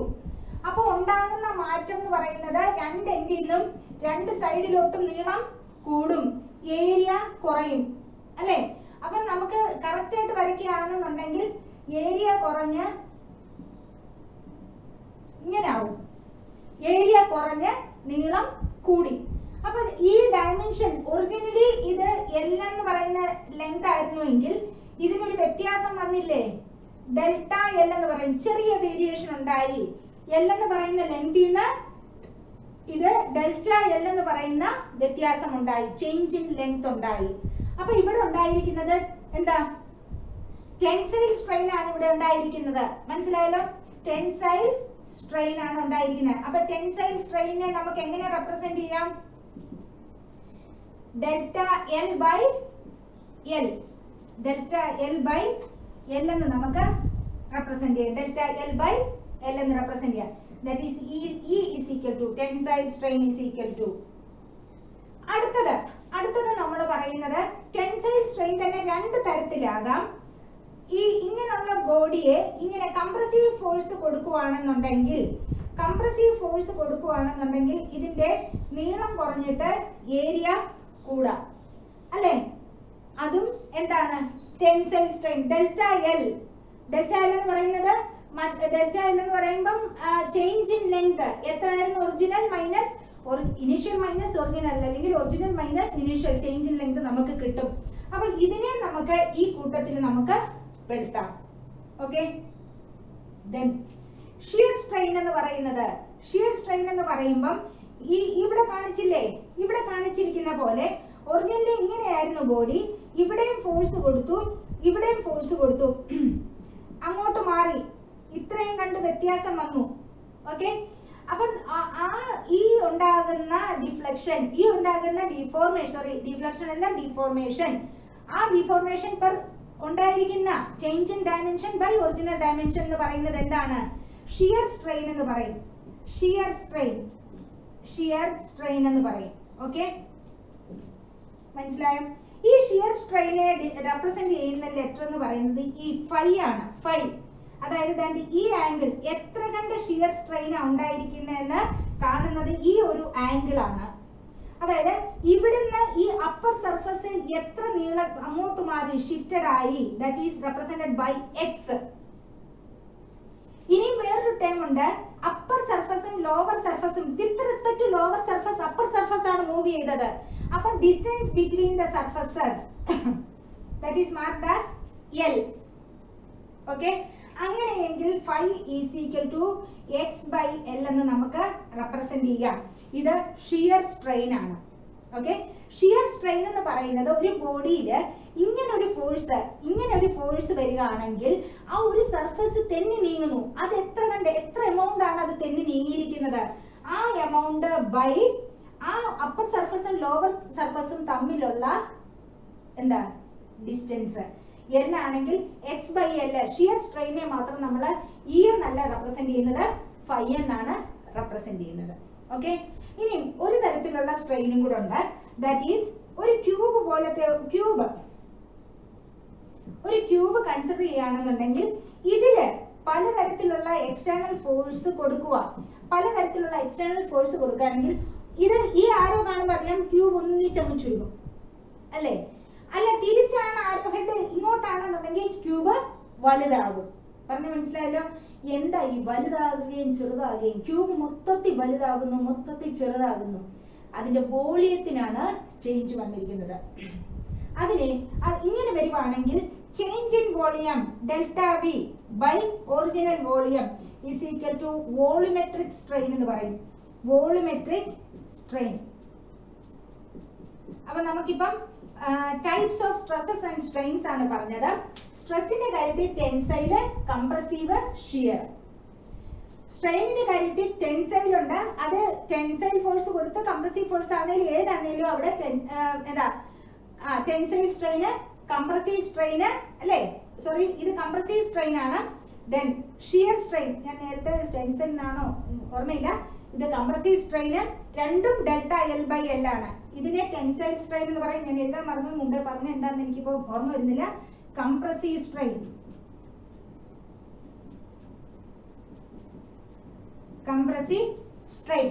Then shear strain. അതിനൊരു ഇച്ചിരി വ്യത്യാസമുള്ളത്, അവിടെ ഒരു ആംഗിളിലാണ് അത് ഇങ്ങനെ മാറിയിരിക്കുന്നത്. അപ്പൊ ആംഗിളാണ് ഫൈ ആണ് റെപ്രസെന്റ് ചെയ്യുന്നത്. എത്ര എമൗണ്ട് മാറി divided by upper and lower surface തമ്മിലുള്ള distance, X by L shear strain. Volumetric strain എന്ന് പറയുന്നത് മൊത്തത്തിലുള്ള വോളിയത്തിലുള്ള change, increase in volume by original volume അല്ലെങ്കിൽ decrease in volume by original volume, that is volumetric strain. Okay. അപ്പൊ types of stresses and strains കഴിഞ്ഞു. ഇനി നമുക്ക് പറയാൻ പോകുന്നത്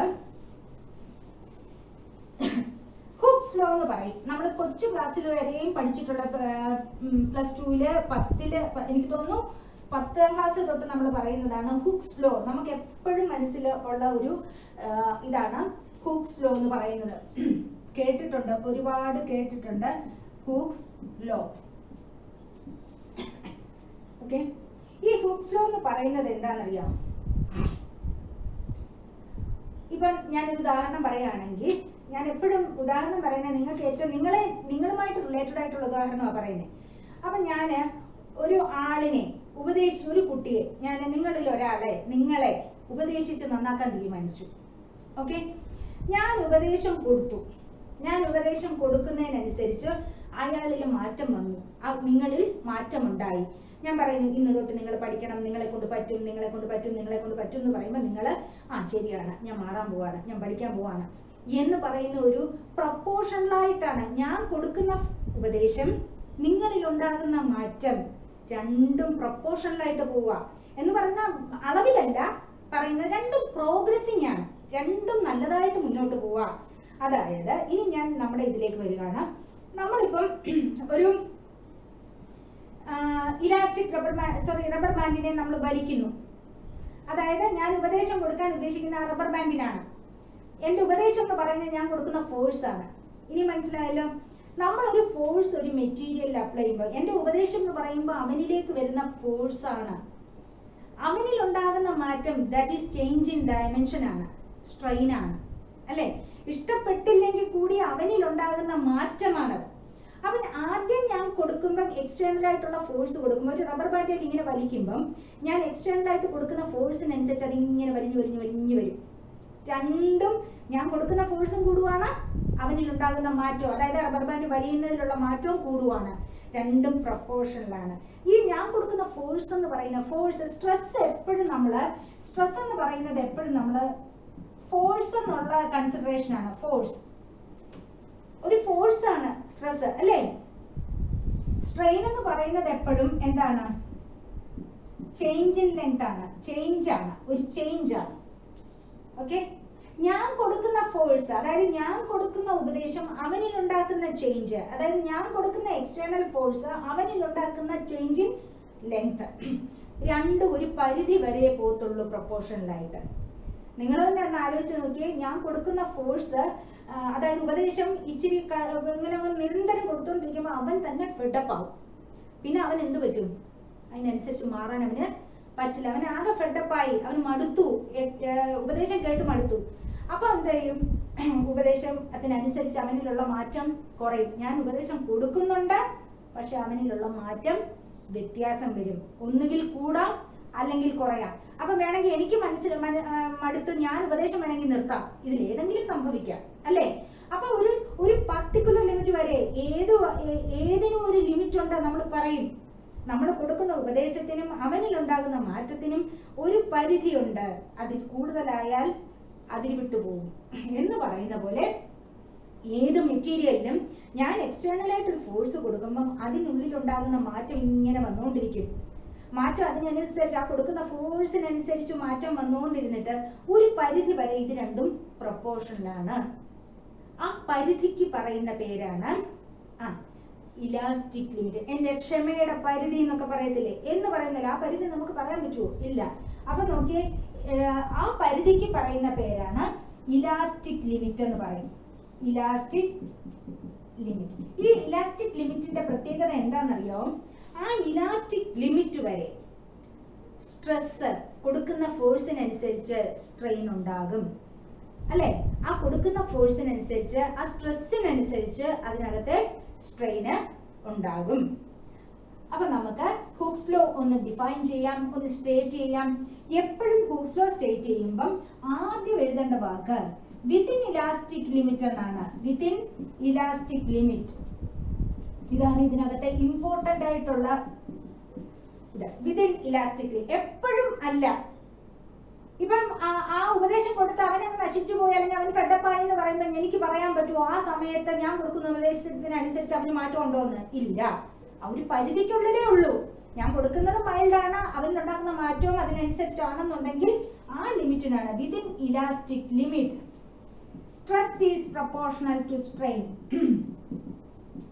stress is proportional to strain. Okay, അപ്പൊ നമുക്ക് ഈ വിത്തിൻ ഇലാസ്റ്റിക് ലിമിറ്റ് എന്നുള്ള ഒരു ഇമ്പോർട്ടന്റ് ടേം, എപ്പോഴും നമുക്ക് stress is proportional to strain എന്ന് എഴുതരുത്. അപ്പൊ നമുക്ക് ഇങ്ങനെ എഴുതാം, സ്ട്രെസ് പ്രൊപ്പോർഷണൽ എന്നുള്ളത് ഇങ്ങനെയല്ലേ എഴുതുന്നേ? അറിയാലോ, proportional to strain. Stress is proportional to strain. നമുക്ക് ഈ പ്രൊപ്പോർഷണാലിറ്റി പിന്നെ മാറ്റണമെങ്കിൽ എന്ത് വേണം? നമ്മൾ നേരത്തെ ഒക്കെ പഠിച്ചിട്ടുള്ളതാണ്. ഈ പ്രൊപ്പോർഷണാലിറ്റി മാറ്റി ഈക്വൽ ടു ആക്കണമെങ്കിൽ അവിടെ ഒരു കോൺസ്റ്റന്റ് കൊണ്ട് മൾട്ടിപ്ലൈ ചെയ്യണം. അപ്പൊ നോക്കിയേ, stress is equal to a constant into strain. സംശയമില്ലല്ലോ? A constant into strain. Okay, അപ്പൊ നോക്കിയേ, ആ കോൺസ്റ്റന്റ് ഏതാണെന്ന് അറിയാമോ? സ്ട്രെസ് ഈസ് ഈക്വൽ ടു, ഈ കോൺസ്റ്റന്റിന്റെ പേര് ഞാൻ കൊടുക്കുന്നത് ക്യാപിറ്റൽ ലെറ്റർ ഇ ആണ്. ഈ ഇ ഇൻറ്റു സ്ട്രെയിൻ എന്ന് പറയും. ഈ പ്രൊപ്പോർഷണാലിറ്റി കോൺസ്റ്റന്റ് ഇക്ക് പറയുന്ന പേരാണ് ഇലാസ്റ്റിക് കോൺസ്റ്റന്റ്. ഇക്ക് പറയുന്ന കുറെ പേരുണ്ട്. Elastic constant, proportionality constant. എപ്പോഴും നമുക്ക് കേട്ടിട്ടുള്ള വേറൊരു പേരാണ് Young's modulus of elasticity. Young's modulus of elasticity. ഇത്രയും നല്ലൊരു പേരുള്ളപ്പം ഇതിനെ നമുക്ക് അങ്ങ് അവോയ്ഡ് ചെയ്യാം. യങ്സ് മോഡുലസ് ഓഫ് ഇലാസ്റ്റിസിറ്റി ആണ് ക്യാപിറ്റൽ ലെറ്റർ ഇ. ആ elastic constant Young's modulus of elasticity എന്ന് പറയും ഇ. അപ്പൊ നമുക്ക് വീണ്ടും ഇതിനെ ഒന്ന് എഴുതാം. Young's modulus of elasticity E is equal to stress. E is equal to, ഈ സ്ട്രെയിനെ താഴെ കൊണ്ടുവരാം, stress by strain. Okay, Hooke's law എഴുതുമ്പോൾ വന്ന് പോകുന്ന ഈ രീതിയിലായിരിക്കണം. Within elastic limit, stress is directly proportional to strain. Stress is proportional to strain. Stress is equal to constant into strain. ആ കോൺസ്റ്റന്റിനെ ഞാൻ E ആക്കി. E is termed as Young's modulus of elasticity. അല്ലേ? ഇനി നോക്കി, ഈ Young's modulus of elasticity യുടെ unit dimension എങ്ങനെയായിരിക്കും വരുന്നേ? സ്ട്രെസ്സിന്റെ യൂണിറ്റ് എന്താണ്? ന്യൂട്ടൺ പെർ മില്ലിമീറ്റർ സ്ക്വയർ അല്ലെങ്കിൽ കിലോ ന്യൂട്ടൺ പെർ മീറ്റർ. സ്ട്രെയിനിന് യൂണിറ്റ് ഉണ്ടോ? ഇല്ല. അത് ഡയമെൻഷൻലെസ് ക്വാണ്ടിറ്റി ആണ്, ഒരു റേഷ്യോ ആണ്. അപ്പൊ പിന്നെ ഈ സ്ട്രെസ്സിന്റെ യൂണിറ്റ് എന്താണോ അത് തന്നെയാണ് യങ്സ് മോഡുലസ് ഓഫ് ഇലാസ്റ്റിസിറ്റിയുടെ unit, newton per millimetre square. Okay, ഇനി ഇത്രയും പറഞ്ഞപ്പം ഇനി നമുക്കൊരു ടെസ്റ്റ് ചെയ്യാം. അതായത് ഡക്റ്റിലിറ്റി ടെസ്റ്റ്. അതായത് ഡക്റ്റൈൽ പ്രോപ്പർട്ടി ഞാൻ പറഞ്ഞതായിരുന്നു, വലിച്ച് നീളുന്ന പ്രോപ്പർട്ടി. ഓക്കെ, അപ്പൊ ഡക്റ്റൈൽ മെറ്റീരിയൽ ഞാൻ ആദ്യം അന്നേരവും പറഞ്ഞു, ductile material mild steel ductile material ആണ്. അപ്പൊ നമുക്ക് ഒരു ടെസ്റ്റ് ആണ് ചെയ്യുന്നത്, ductility test on mild steel bar. Tensile test എന്നും പറയും. Tensile test on mild steel bar. ഇത് ടെൻസൈൽ ടെസ്റ്റ് എന്ന് പറയുമ്പോൾ നമുക്ക് ഇതിനകത്ത് ടെൻസൈൽ എന്ന് പറയുമ്പോൾ വലിച്ചു നീട്ടുന്ന ഇതാണെന്ന് നമുക്കറിയാം അല്ലെ. ഈ ടെൻസൈൽ ടെസ്റ്റ് ഒരു മൈൽഡ് സ്റ്റീൽ ബാറിൽ നമ്മൾ ചെയ്തു നോക്കുകയാണ്. അപ്പൊ നമുക്ക് ഇപ്പൊ തന്നെ അറിയാം, ടെൻസൈൽ ടെസ്റ്റ് ചെയ്യുമ്പോൾ ഒരു മെറ്റീരിയലിന് ഉണ്ടാകുന്ന വ്യത്യാസം. ഒന്ന് ആലോചിച്ചേ, രണ്ടെൻഡും പിടിച്ചു വലിക്കുക, എന്ത് ചേഞ്ചാ വരുന്നേ? രണ്ട് ചേഞ്ച് വരുന്നു. ഒന്ന്, നീളം കൂടുന്നു. രണ്ട്, ഏരിയ കുറയുന്നു. ഓക്കെ, അപ്പൊ ടെൻസൈൽ ടെസ്റ്റ് ചെയ്യാൻ പോകുമ്പോൾ നമ്മൾ ആദ്യം തന്നെ നമുക്കറിയാം, നമുക്കിനി ചെയ്യേണ്ട കുറച്ച് കാര്യങ്ങളേ ഉള്ളൂ. ഒരു ഗ്രാഫ് പ്ലോട്ട് ചെയ്യണം. ആ ഗ്രാഫിന് കുറച്ച് മെയിൻ ആയിട്ടുള്ള കുറച്ച് ഇമ്പോർട്ടൻറ്റ് പോയിന്റ്സ് ഉണ്ട്, അതൊക്കെ നമുക്ക് അറിഞ്ഞിരിക്കേണ്ടതായിട്ടുണ്ട്. അതിന് വേണ്ടിയിട്ടാണ് ചെയ്യുന്നത്. പക്ഷെ നമുക്ക് ഓൾറെഡി നമുക്കറിയാം എന്തൊക്കെ വ്യത്യാസങ്ങളാണ് ആ ടെൻസൈൽ ടെസ്റ്റ് കൊണ്ട് ആ മെറ്റീരിയലിന് ഉണ്ടാകുന്നതെന്ന് നമുക്ക് നന്നായിട്ട് അറിയാം. Increase in length and reduction in cross sectional area. അപ്പൊ നമ്മൾ ഈ ടെസ്റ്റ് ചെയ്യുന്നത് നമ്മുടെ മെറ്റീരിയൽ ടെസ്റ്റിംഗ് ലാബ് എന്ന് പറയുന്ന ആ ലാബിൽ സിവിൽ എഞ്ചിനീയേഴ്സിന്റെ ലാബുണ്ട്, ഡിപ്പാർട്ട്മെന്റിലുണ്ട്. അപ്പൊ അവിടെ നമ്മൾ യൂണിവേഴ്സൽ ടെസ്റ്റിംഗ് മെഷീൻ UTM എന്ന് പറയും, യൂണിവേഴ്സൽ ടെസ്റ്റിംഗ് മെഷീൻ എന്ന് പറയും. അതിന് അങ്ങനെ പേര് വരാൻ കാര്യം ഒരുപാട് ടെസ്റ്റുകൾ അതിനകത്ത് കണ്ടക്ട് ചെയ്യാൻ പറ്റും, അതുകൊണ്ടാണ് അതിന് യൂണിവേഴ്സൽ ടെസ്റ്റിംഗ് മെഷീൻ. അതൊക്കെ പോട്ടെ, ഈ യൂണിവേഴ്സൽ ടെസ്റ്റിംഗ് മെഷീനകത്ത് നമ്മൾ ഹൈഡ്രോളിക് പ്രഷർ വഴിയാണ് ലോഡ് കൊടുക്കുന്നത്. അതിനകത്ത് രണ്ട് ജോസ് ഉണ്ട്. അതിനകത്ത് ഇതിങ്ങനെ ഫിക്സ് ചെയ്ത് വെക്കും. ഇതിനകത്ത് രണ്ടെങ്കിലും ആദ്യം റോഡ് എടുക്കും. ഇപ്പൊ ഞാൻ ഉദാഹരണത്തിന് കാണിക്കാം. ഇങ്ങനെ ഒരു സ്റ്റീൽ റോഡാണ്, മൈൽഡ് സ്റ്റീൽ റോഡാണ് എടുക്കുന്നത്. ഇത് മൈൽഡ് സ്റ്റീലാണ്. ഓക്കെ, ഈ മൈൽഡ് സ്റ്റീൽ റോഡ് എടുക്കും. ഈ റോഡ് എടുത്തിട്ട് ആദ്യം ചെയ്യുന്നത് എന്താണെന്ന് അറിയാമോ? ഈ മൈൽഡ് സ്റ്റീലിന്റെ ഒറിജിനൽ ലെങ്ത് എത്രയാണെന്ന് കാൽക്കുലേറ്റ് ചെയ്യും. Original length. ഓക്കെ, അപ്പൊ ആ ഒറിജിനൽ ലെങ്ത് എത്രയാണെന്ന് കാണുന്നത് എന്തിനു വേണ്ടിയിട്ടാണ്? ഈ രണ്ട് എൻഡും പിടിച്ച് വലിക്കുമ്പോൾ ഇതിന് ഇൻക്രീസ് ഇൻ ലെങ്ത് ഉണ്ടാകും. ഈ ഇൻക്രീസ് ഇൻ ലെങ്ത് ഉണ്ടാകുമ്പം അതിന്റെ ചേഞ്ച് ഇൻ ലെങ്ത് അറിയാൻ വേണ്ടിയിട്ടാണ് ഒറിജിനൽ ലെങ്ത്. അപ്പൊ നമുക്ക് കയ്യിൽ ഒരു സ്പെസിമെൻ ആദ്യം കിട്ടി. ഈ സ്പെസിമെൻ കിട്ടിക്കഴിഞ്ഞ ഉടൻ തന്നെ അതിന്റെ നീളം അളന്നു. ഓക്കെ, ഈ നീളം അളന്നിട്ട് പിന്നെ ചെയ്യുന്നത് ഇതിന്റെ ഡയമീറ്റർ സ്ക്രൂ ഗേജ് യൂസ് ചെയ്യും. സ്ക്രൂ ഗേജ് ഇങ്ങനെ വെച്ചിട്ട് അതിന്റെ ഡയമീറ്ററും അളക്കും. മനസ്സിലായല്ലോ? ഇനി ഈ ഡയമീറ്ററും ഈ ലെങ്തൂടെ അളന്നു കഴിഞ്ഞു കഴിഞ്ഞാൽ പിന്നെ ചെയ്യുന്നത് എന്താണെന്നറിയാമോ? ഒരു ഗേജ് ലെങ്ത് എന്ന് പറയുന്ന ഒരു ലെങ്ത് ഉണ്ട്. മൈൽഡ് സ്റ്റീലിന് 5.65 √A എന്നൊക്കെയാണ് ഇക്വേഷൻ. അതൊക്കെ വിട്ടേരെ, നമുക്കിപ്പം ആ ഗേജ് ലെങ്ത് എന്ന് പറയുന്ന ഒറിജിനൽ ലെങ്ത് ആയിട്ട് അങ്ങ് അസ്യൂം ചെയ്യുക. പ്രാക്ടിക്കലി ചെയ്യുമ്പോൾ നമുക്ക് അവിടെ ഒരു ഇക്വേഷൻ ഒക്കെ സബ്സ്റ്റിറ്റ്യൂട്ട് ചെയ്യുന്നുണ്ട്, അതൊന്നും ഇപ്പൊ ആലോചിക്കേണ്ട. ഗേജ് ലെങ്ത് എന്ന് പറയുന്നത് ഒറിജിനൽ ലെങ്ത് ആയിട്ട് ഇപ്പൊ അങ്ങ് അസ്യൂം ചെയ്യുക. ഓക്കെ, അപ്പൊ നമുക്ക് കയ്യിൽ സ്പെസിമെൻ കിട്ടി. ഇതാണ് ടെസ്റ്റ് ചെയ്യാനുള്ള സ്പെസിമെൻ. ഇത് കയ്യിൽ കിട്ടിക്കഴിഞ്ഞപ്പം നമ്മൾ എന്ത് ചെയ്തു? ആ മെഷീനകത്ത് കൊണ്ടുവന്ന് ഈ രണ്ട് എൻഡും ഒന്ന് ഉറപ്പിച്ചു പിടിപ്പിച്ചു മെഷീനകത്ത്. ഹൈഡ്രോളിക് പ്രഷർ വഴി നമുക്ക് ഇതിനകത്ത് ലോഡ് കൊടുക്കാം. ആ ലോഡ് എന്ന് പറയുന്നത് ഇതിനെ രണ്ട് എൻഡിൽ മുകളിലോട്ടും താഴോട്ടും വലിക്കുക. ഒരേപോലെ മുകളിലോട്ടും താഴോട്ടും വലിക്കത്തക്ക രീതിയിലുള്ള എഫക്റ്റ് ആണ് ഇതിലുണ്ടാകുന്നത്. ഓക്കെ, ഇതിങ്ങനെ വലിഞ്ഞ് വരും. അപ്പൊ ഞാൻ പറഞ്ഞ നേരത്തെ ഉപദേശം ഒന്ന് ആലോചിച്ച് നോക്കിയേ. ഉപദേശം എന്താണ്? ഞാൻ കൊടുക്കുന്ന എക്സ്റ്റേണൽ ഫോഴ്സ്, അപ്പൊ ഞാൻ കൊടുക്കുന്ന ഫോഴ്സ് ലോഡ് ഇങ്ങനെ കൂട്ടി കൊടുത്തോണ്ടിരിക്കുകയാണ്. വലിവിങ്ങനെ കൂടി വരിക. ആദ്യം കുറച്ചാണെങ്കിൽ ഒരു എക്സ് എമൗണ്ട് ആണെങ്കിൽ അടുത്തത് ഇനി എക്സ് പ്ലസ് വൈ എമൗണ്ടിലേക്ക് പോകും. അങ്ങനെ ലോഡ് ഇങ്ങനെ കൂട്ടി കൂട്ടി കൂട്ടി വരിക. അപ്പം ഞാൻ പറഞ്ഞ ആദ്യം കൊടുക്കുന്ന ഉപദേശം ഇതിന് എഫക്റ്റീവ് ആണ്. ഇത് ഇങ്ങനെ ചേഞ്ച് ഇങ്ങനെ ഉണ്ടായിക്കൊണ്ടിരിക്കുന്നു. നീളം കൂടി ഏരിയ കുറഞ്ഞുകൊണ്ട് ഇങ്ങനെ ഇരിക്കുന്നു. അതൊരു പർട്ടിക്കുലർ ലെവൽ വരെ പ്രൊപ്പോർഷണൽ ആയിട്ട് പോകും. കൊടുക്കുന്ന ഫോഴ്സിനനുസരിച്ച് ഇതിനകത്ത് ചേഞ്ച് ഉണ്ടാകും.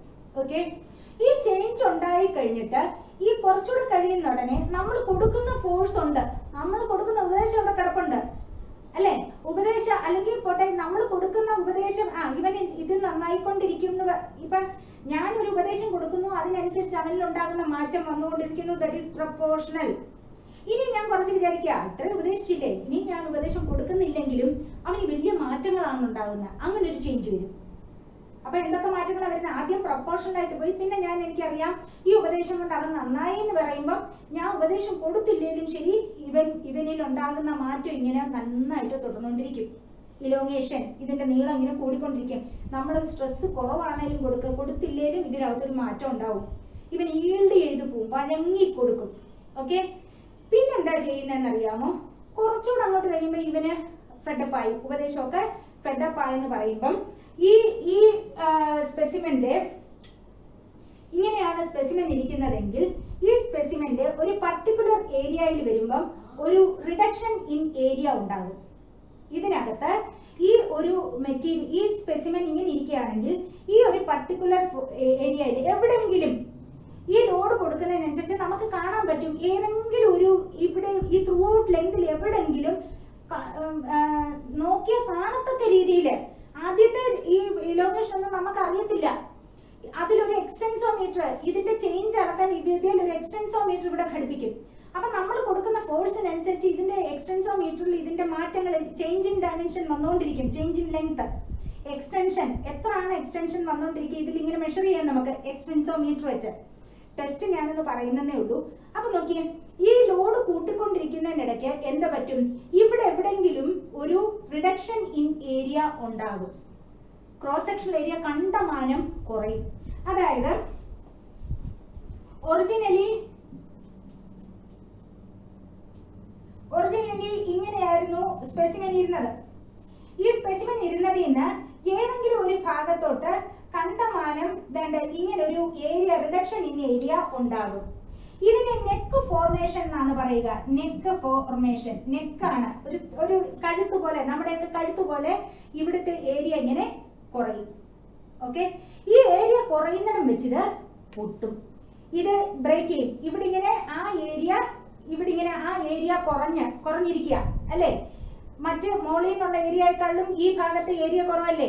ഈ ഏരിയ കുറഞ്ഞിരിക്കുന്നിടം വെച്ച് ഇതിങ്ങനെ ബ്രേക്ക് ആവും, പൊട്ടിപ്പോവും അല്ലെ. ആ പൊട്ടിപ്പോകുന്നത് മൈൽഡ് സ്റ്റീൽ ബാറിന് എങ്ങനെയായിരിക്കും പൊട്ടുന്നതെന്നറിയോ?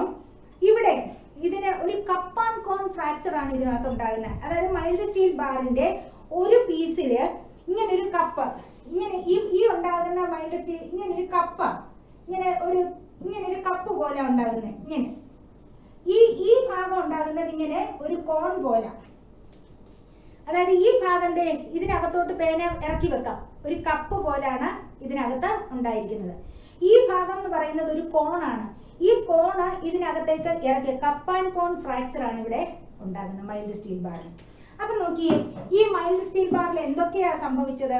ആദ്യം നമ്മൾ ലോഡ് കൊടുത്തു, സ്ട്രെസ് ഉണ്ടായി, അതിനനുസരിച്ച് സ്ട്രെയിൻ ഉണ്ടായി, അത് പ്രൊപ്പോർഷണൽ ആയിട്ട് പോയി. കുറച്ചു നേരം കഴിഞ്ഞപ്പോൾ ഞാൻ സ്ട്രെസ് കുറച്ചാണെങ്കിലും ശരിയാ, ഇച്ചിരൂടെ സ്ട്രെയിൻ ഉണ്ടായിക്കൊണ്ടിരുന്നു, ഈൽഡ് ചെയ്തു. ഓക്കെ, പിന്നെ അങ്ങോട്ട് പോയപ്പം എടുക്കാൻ പറ്റുന്ന ഒരു മാക്സിമം ലോഡ് ഉണ്ട്, അതിനെടുക്കാൻ പറ്റുന്ന, അപ്പോഴത്തേക്ക് ആ ഭാഗം വരുന്നുണ്ടെ ഏരിയ ഇങ്ങനെ കുറഞ്ഞു വരും ഏതെങ്കിലും ഒരു പോർഷനില്. ആ എടുക്കാൻ പറ്റുന്ന ലോഡിന്റെ ഒരു ലിമിറ്റ് കഴിഞ്ഞാൽ അവിടം വെച്ചത് പൊട്ടിപ്പോകും. ഇതൊക്കെ നമുക്ക് കോറിലേറ്റ് ചെയ്ത് നമ്മുടെ ലൈഫൊക്കെ വെച്ച് ചിന്തിച്ചൂടെ? അത് വെച്ച് താങ്ങാൻ പറ്റാത്തടം വരുമ്പോ നമ്മള് അല്ലേ പൊട്ടിപ്പോകുന്ന് പറയത്തില്ലേ, കരഞ്ഞു പോകുന്ന എന്ന് പറയുന്ന പോലെ അവിടം വെച്ചത് പൊട്ടിപ്പോകും. അപ്പൊ നോക്കിയേ, നമ്മൾ ഈ ഒരു കണ്ടീഷൻ വെച്ചിട്ട് നമ്മൾ ഒരു ഗ്രാഫ് വരയ്ക്കാൻ പോവാണ്. ഇത് നമുക്ക് ഇമ്പോർട്ടന്റ് ആയിട്ടുള്ള ഒരു ഗ്രാഫാണ്. ഇതിനെ സ്ട്രെസ് സ്ട്രെയിൻ ഗ്രാഫ് എന്ന് പറയും. Stress strain graph, stress strain graph എന്ന് പറയും.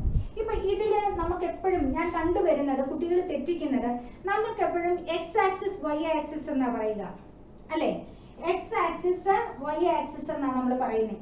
അപ്പൊ നമുക്ക് സ്ട്രെസ് സ്ട്രെയിൻ ഗ്രാഫ് വരയ്ക്കുമ്പോൾ നമുക്ക് തെറ്റുന്ന ഒരു ഇതുണ്ട്. ഇവിടെ നമ്മൾ സ്ട്രെസ് സ്ട്രെയിൻ എന്ന് പറയുന്നതുകൊണ്ട് ഇത് എക്സ് ആക്സിസിലും കൊടുക്കും, ഇത് വൈ ആക്സിസിലും കൊടുക്കും. എപ്പോഴും കണ്ടുവരുന്ന തെറ്റാണ് അത്, ശ്രദ്ധിക്കണം. ഇവിടെ നമുക്ക് ഈ ഒരു ഇത് പറ്റത്തില്ല. സ്ട്രെസ് വൈ ആക്സിസിലും സ്ട്രെയിന് എക്സ് ആക്സിസിലും ഈ ഒരു കൺസെപ്റ്റ് ഉള്ളത് കൊണ്ടാണ് നിങ്ങൾ തെറ്റിക്കുന്നത്. അപ്പൊ ഇവിടെയെങ്കിലും അത് ഓർത്തിരിക്കുക. സ്ട്രെയിൻ എന്ന് പറയുന്നത് ഇവിടെ എക്സ് ആക്സിസിലാണ്. സ്ട്രെയിൻ അല്ലെങ്കിൽ ഇലോങ്ങേഷൻ എന്ന് പറയും. ഇലോങ്ങേഷൻ ഉണ്ടാകുന്ന നീളം കൂടുതൽ, ഇലോങ്ങേഷൻ ഡക്റ്റൈൽ മെറ്റീരിയലാണ്. MS ബാർ എന്ന് പറഞ്ഞാൽ ഡക്റ്റൈൽ ആണ്. ഇവിടെ നമ്മൾ സ്ട്രെസ് ആണ് കൊടുക്കുന്നത്. സ്ട്രെസ് അല്ലെങ്കിൽ ലോഡ് എന്ന് പറയും. സ്ട്രെസ് അല്ലെങ്കിൽ ലോഡ്. നമ്മൾ ലോഡ് കൊടുക്കുന്നത് വൈ ആക്സിസിലും ഇലോങ്ങേഷൻ മാർക്ക് ചെയ്യുന്നത് എക്സ് ആക്സിസിലും. ഇലോങ്ങേഷൻ എങ്ങനെയാ കിട്ടുന്നത്? നമ്മൾ ഒരു 25 ടൺ ഫോഴ്സ് കൊടുക്കുന്നു എന്ന് വെച്ചോ, അതിനനുസരിച്ച് ആ എക്സ്റ്റൻസോമീറ്റർ എന്ന് പറയുന്നത് എക്സ്റ്റൻഷൻ റീഡ് ചെയ്യാനുള്ള മീറ്റർ ആണ്. എക്സ്റ്റൻസോമീറ്റർ എക്സ്റ്റൻഷൻ മെഷർ ചെയ്യാനുള്ള ഇൻസ്ട്രുമെന്റ്, അതിൽ നിന്ന് നമുക്ക് കിട്ടും. അപ്പൊ നമുക്ക് കുറെ അളവുകൾ കിട്ടും. നമ്മൾ കൊടുക്കുന്ന ലോഡ് നമുക്കറിയാം, എക്സ്റ്റൻസോമീറ്ററിൽ നിന്ന് എലോങ്ങേഷൻ അറിയാം അല്ലെ, രണ്ടും അറിയത്തില്ലേ? നമ്മൾ കൊടുക്കുന്ന ലോഡ് നമുക്കറിയാം, ലോഡ് ഇലോങ്ങേഷൻ എക്സ്റ്റൻസോമീറ്ററിൽ നിന്ന് കിട്ടും. അങ്ങനെ വരുന്ന ഉടനെ ഒരു പർട്ടിക്കുലർ ലിമിറ്റ് വരെ നമുക്ക് ഇതിനകത്ത് കിട്ടുന്ന ഗ്രാഫ് എന്ന് പറയുന്നത് ഇങ്ങനെ ഒരു സ്ട്രെയിറ്റ് ലൈനാ.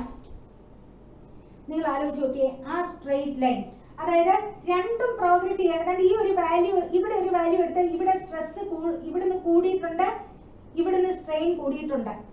ഇവിടെ ഒരു വാല്യൂ എടുക്കുകയാണെന്നുണ്ടെങ്കിൽ സ്ട്രെസ് വീണ്ടും കൂടിയിരിക്കുകയാണ്. രണ്ടും ആനുപാതികമായിട്ട് പോവാ, കൂടുന്നതിനനുസരിച്ച് കൂടി കൂടി പോവാ അല്ലെ. ഈ ഗ്രാഫ് ഒരു ഇൻക്ലൈൻഡ് സ്ട്രെയിറ്റ് ലൈനെ റെപ്രസെന്റ് ചെയ്യുന്നത് പ്രൊപ്പോർഷണാലിറ്റി ആണ്. രണ്ടും ഒരേപോലെ കൂടിക്കൊണ്ട് ഇരിക്കുകയാണ്. അപ്പൊ stress is directly proportional to strain. ഈ ഇൻക്ലൈൻഡ് ഗ്രാഫ് സൂചിപ്പിക്കുന്നത് അതിനെയാണ്. അപ്പൊ നമ്മൾ എന്തിലേക്ക് പോകും? എവിടെ വരെയാണ് ഈ stress is directly proportional to strain എന്ന് പറയുന്നത്? ഇവിടെ ഒരു പർട്ടിക്കുലർ ഇത് എ എന്ന് പറയുന്ന പോയിന്റ് ആണെങ്കിൽ ഇങ്ങനെയാണ് ഈ ഗ്രാഫ് പിന്നെ പോകാൻ പോകുന്നത്. ഇത് ബി എന്ന് പറയുന്ന പോയിന്റ്. ഈ ഒരു പോയിന്റിനെ, എ എന്ന് പറയുന്ന പോയിന്റിനെ പ്രൊപ്പോർഷണാലിറ്റി ലിമിറ്റ് എന്ന് പറയും. ഇവിടെ വരെ stress is directly proportional to strain ആണ്. അപ്പം നമുക്ക് ഈ ബി എന്ന് പറയുന്നതിന്റെ മാക്സിമം ഇതിനെയാണ് ഇലാസ്റ്റിക് ലിമിറ്റ് എന്ന് പറയുന്നത്. Elastic limit. ഇവിടെ വരെ എന്തായാലും stress is directly proportional to strain ആണ്. അത് കഴിഞ്ഞ് ഈ പോയിന്റ്, ഈ ഗ്രാഫ് ഇൻക്ലൈൻഡ് സ്ട്രെയിറ്റ് ലൈനിൽ നിന്ന് ഒരു കർവിലേക്ക് പോവാ, മാക്സിമത്തിൽ എത്തിയിട്ട് ഒരു കർവിലേക്ക് പോകാൻ പോകുന്ന ആ ഒരു പോയിന്റിനെ ഇലാസ്റ്റിക് ലിമിറ്റ് എന്ന് പറയും. അപ്പൊ up to elastic limit stress is directly proportional to strain. Graph അങ്ങനെയാ വരുന്നത്. എന്നിട്ട് പിന്നെ ഈ ഗ്രാഫ് ഇങ്ങനൊന്നാവും. അപ്പൊ ഈ പോയിന്റ് ഞാൻ സി എന്ന് മാർക്ക് ചെയ്യുകയാണെങ്കിൽ നോക്കിയേ, ഈ പോയിന്റ് ഇവിടെ വെച്ച് നോക്കുമ്പോൾ ഈ സ്ട്രെസ് ആണോ കൂടുതല്, ഈ സ്ട്രെസ് അല്ലേ കൂടുതല്. അപ്പൊ ലോഡ് കൊടുക്കുന്നത് കുറഞ്ഞാൽ പോലും എന്താ സ്ട്രെയിൻ വ്യത്യാസം വരുന്നു. സ്ട്രെയിൻ കൂടുതലാണ് ഉണ്ടായിരിക്കുന്നത്, സ്ട്രെയിൻ ഇൻക്രീസ് ചെയ്യുക ചെയ്തത്. അപ്പം ഞാൻ പറഞ്ഞു, ഒരു ഉപദേശം കൊടുക്കുന്നതിനനുസരിച്ച് പ്രൊപ്പോർഷണൽ ആയിട്ട് അവന് മാറ്റം ഉണ്ടായി. ഉപദേശം ഞാൻ തൽക്കാലം നിർത്തി, എങ്കിൽ പോലും അവനിൽ ആ മാറ്റം തുടരുന്നു എന്ന് പറഞ്ഞാൽ അവൻ അത് ഈൽഡ് ചെയ്ത് കൊടുക്കുക, ഉപദേശത്തിന് ഈൽഡ് ചെയ്ത് കൊടുക്കുകയാണ്. അപ്പൊ ഇതിനെ എന്താ പറയുന്നത്? സി എന്ന് പറയുന്ന പോയിന്റിനെ ഈൽഡ് പോയിന്റ് എന്നാണ് പറയുക. ഈൽഡ് പോയിന്റ് എന്നാണ് ഈ പോയിന്റിന് പറയുന്ന പേര്. ഇതിനെ വേറൊരു പേരുടെ പറയും. സി എന്ന് പറയുന്ന പോയിന്റിനെ അപ്പർ ഈൽഡ് പോയിന്റ് എന്ന് പറയും. Upper yield point. Upper yield point എന്ന് പറയുന്നത് അവിടുത്തെ മിനിമം സ്ട്രെസ് ആണ്. സ്ട്രെസ് അവിടെ കുറവാണ്. അപ്പർ ഈൽഡ് പോയിന്റില് സ്ട്രെസ് കുറവാണ്. ഓക്കെ. എന്നിട്ട് അത് കഴിഞ്ഞ് ഈ ഈൽഡ് പോയിന്റ് കഴിഞ്ഞു കഴിഞ്ഞാൽ പിന്നെ അതൊരു പ്ലാസ്റ്റിക് സ്റ്റേജിലേക്ക്, ഡക്റ്റിലിറ്റി ഉണ്ട്, ഒരു പ്ലാസ്റ്റിക് സ്റ്റേജിലേക്ക് പോകാണ്. Beyond C. ഈ സി കഴിഞ്ഞു കഴിഞ്ഞാൽ പിന്നെ അതൊരു തിരിച്ചു വരാൻ പറ്റാത്ത രീതിയിലേക്ക് അതിന് മാറ്റം വന്നുകൊണ്ടിരിക്കുകയാണ്. അപ്പൊ ഇത് തിരിച്ചു വരാൻ പറ്റാത്ത രീതിയിൽ ഇത് ഇങ്ങനെ അങ്ങ് പോകും, ഒരു മാക്സിമത്തിൽ എത്തും. അതായത് ഈ ഫോഴ്സ് കൂടി വീണ്ടും കൂടി വരിക, ഇതിന്റെ ഇലോങ്ങേഷൻ കൂടി വന്നു. ഈ ഒരു പർട്ടിക്കുലർ പോയിന്റ് എന്ന് പറയുന്നത് സി ഡി ഇ എന്ന് പറയുന്നത് ഡക്റ്റിലിറ്റി എന്നുള്ള പ്രോപ്പർട്ടിയും പ്ലാസ്റ്റിസിറ്റി എന്നുള്ള ആ പ്രോപ്പർട്ടിയിലോട്ടും അതിങ്ങനെ പൊയ്ക്കൊണ്ടിരിക്കുക, തിരിച്ചു വരത്തില്ല, നീളം കൂടിക്കൊണ്ടിരിക്കുകയാണ്. ഒരു മാക്സിമം ലോഡ്, അതിനെടുക്കാൻ പറ്റുന്ന മാക്സിമം അല്ലെങ്കിൽ അൾട്ടിമേറ്റ് പറയത്തില്ലേ, അൾട്ടിമേറ്റം കൊടുക്കാതെ പറയും, മാക്സിമം താങ്ങാൻ പറ്റുന്ന ലോഡ്, ഇതിനെ മാക്സിമം ലോഡ് എന്ന് പറയും. ഈ എങ്ങനെ ഈ ലോഡ് കിട്ടുന്നത്, ഇത് കറസ്പോണ്ട് ഈ ആക്സിസിലേക്ക് കൊടുത്താൽ ഇവിടെ മാക്സിമം ലോഡ് കിട്ടും, മാക്സിമം. ഈ ബി ഇങ്ങോട്ട് കൊടുത്താൽ ഇലാസ്റ്റിക് ലിമിറ്റിലെ ലോഡ് കിട്ടും. ഈ സി ഇങ്ങോട്ട് ഗ്രാഫ് വരച്ചാൽ സ്ട്രെസ് അറ്റ് ഈൽഡ് പോയിന്റ് കിട്ടും.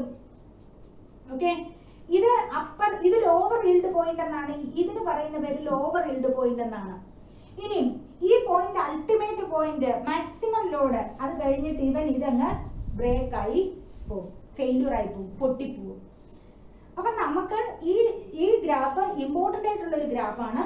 ഇത്രയും ഇലാസ്റ്റിക് റീജിയൻ ആണ്, വിതിൻ ഇലാസ്റ്റിക് ലിമിറ്റ് ആണ്. ഇതുവരെ ഈ ലോഡ് എപ്പോൾ റിമൂവ് ചെയ്താലും ഇത് ഒറിജിനൽ ഷേപ്പിലേക്ക് വരും. ഓക്കെ, അപ്പം ഇതാണ് tensile test on mild steel bar അല്ലെങ്കിൽ ഡക്റ്റൈൽ മെറ്റീരിയൽ. ഈ ഗ്രാഫ് ഇമ്പോർട്ടന്റ് ആണ്, പരീക്ഷയ്ക്ക് ചോദിക്കാറുണ്ട്. ഓക്കെ, ഇനി അടുത്തതെന്ന് പറയുന്നത്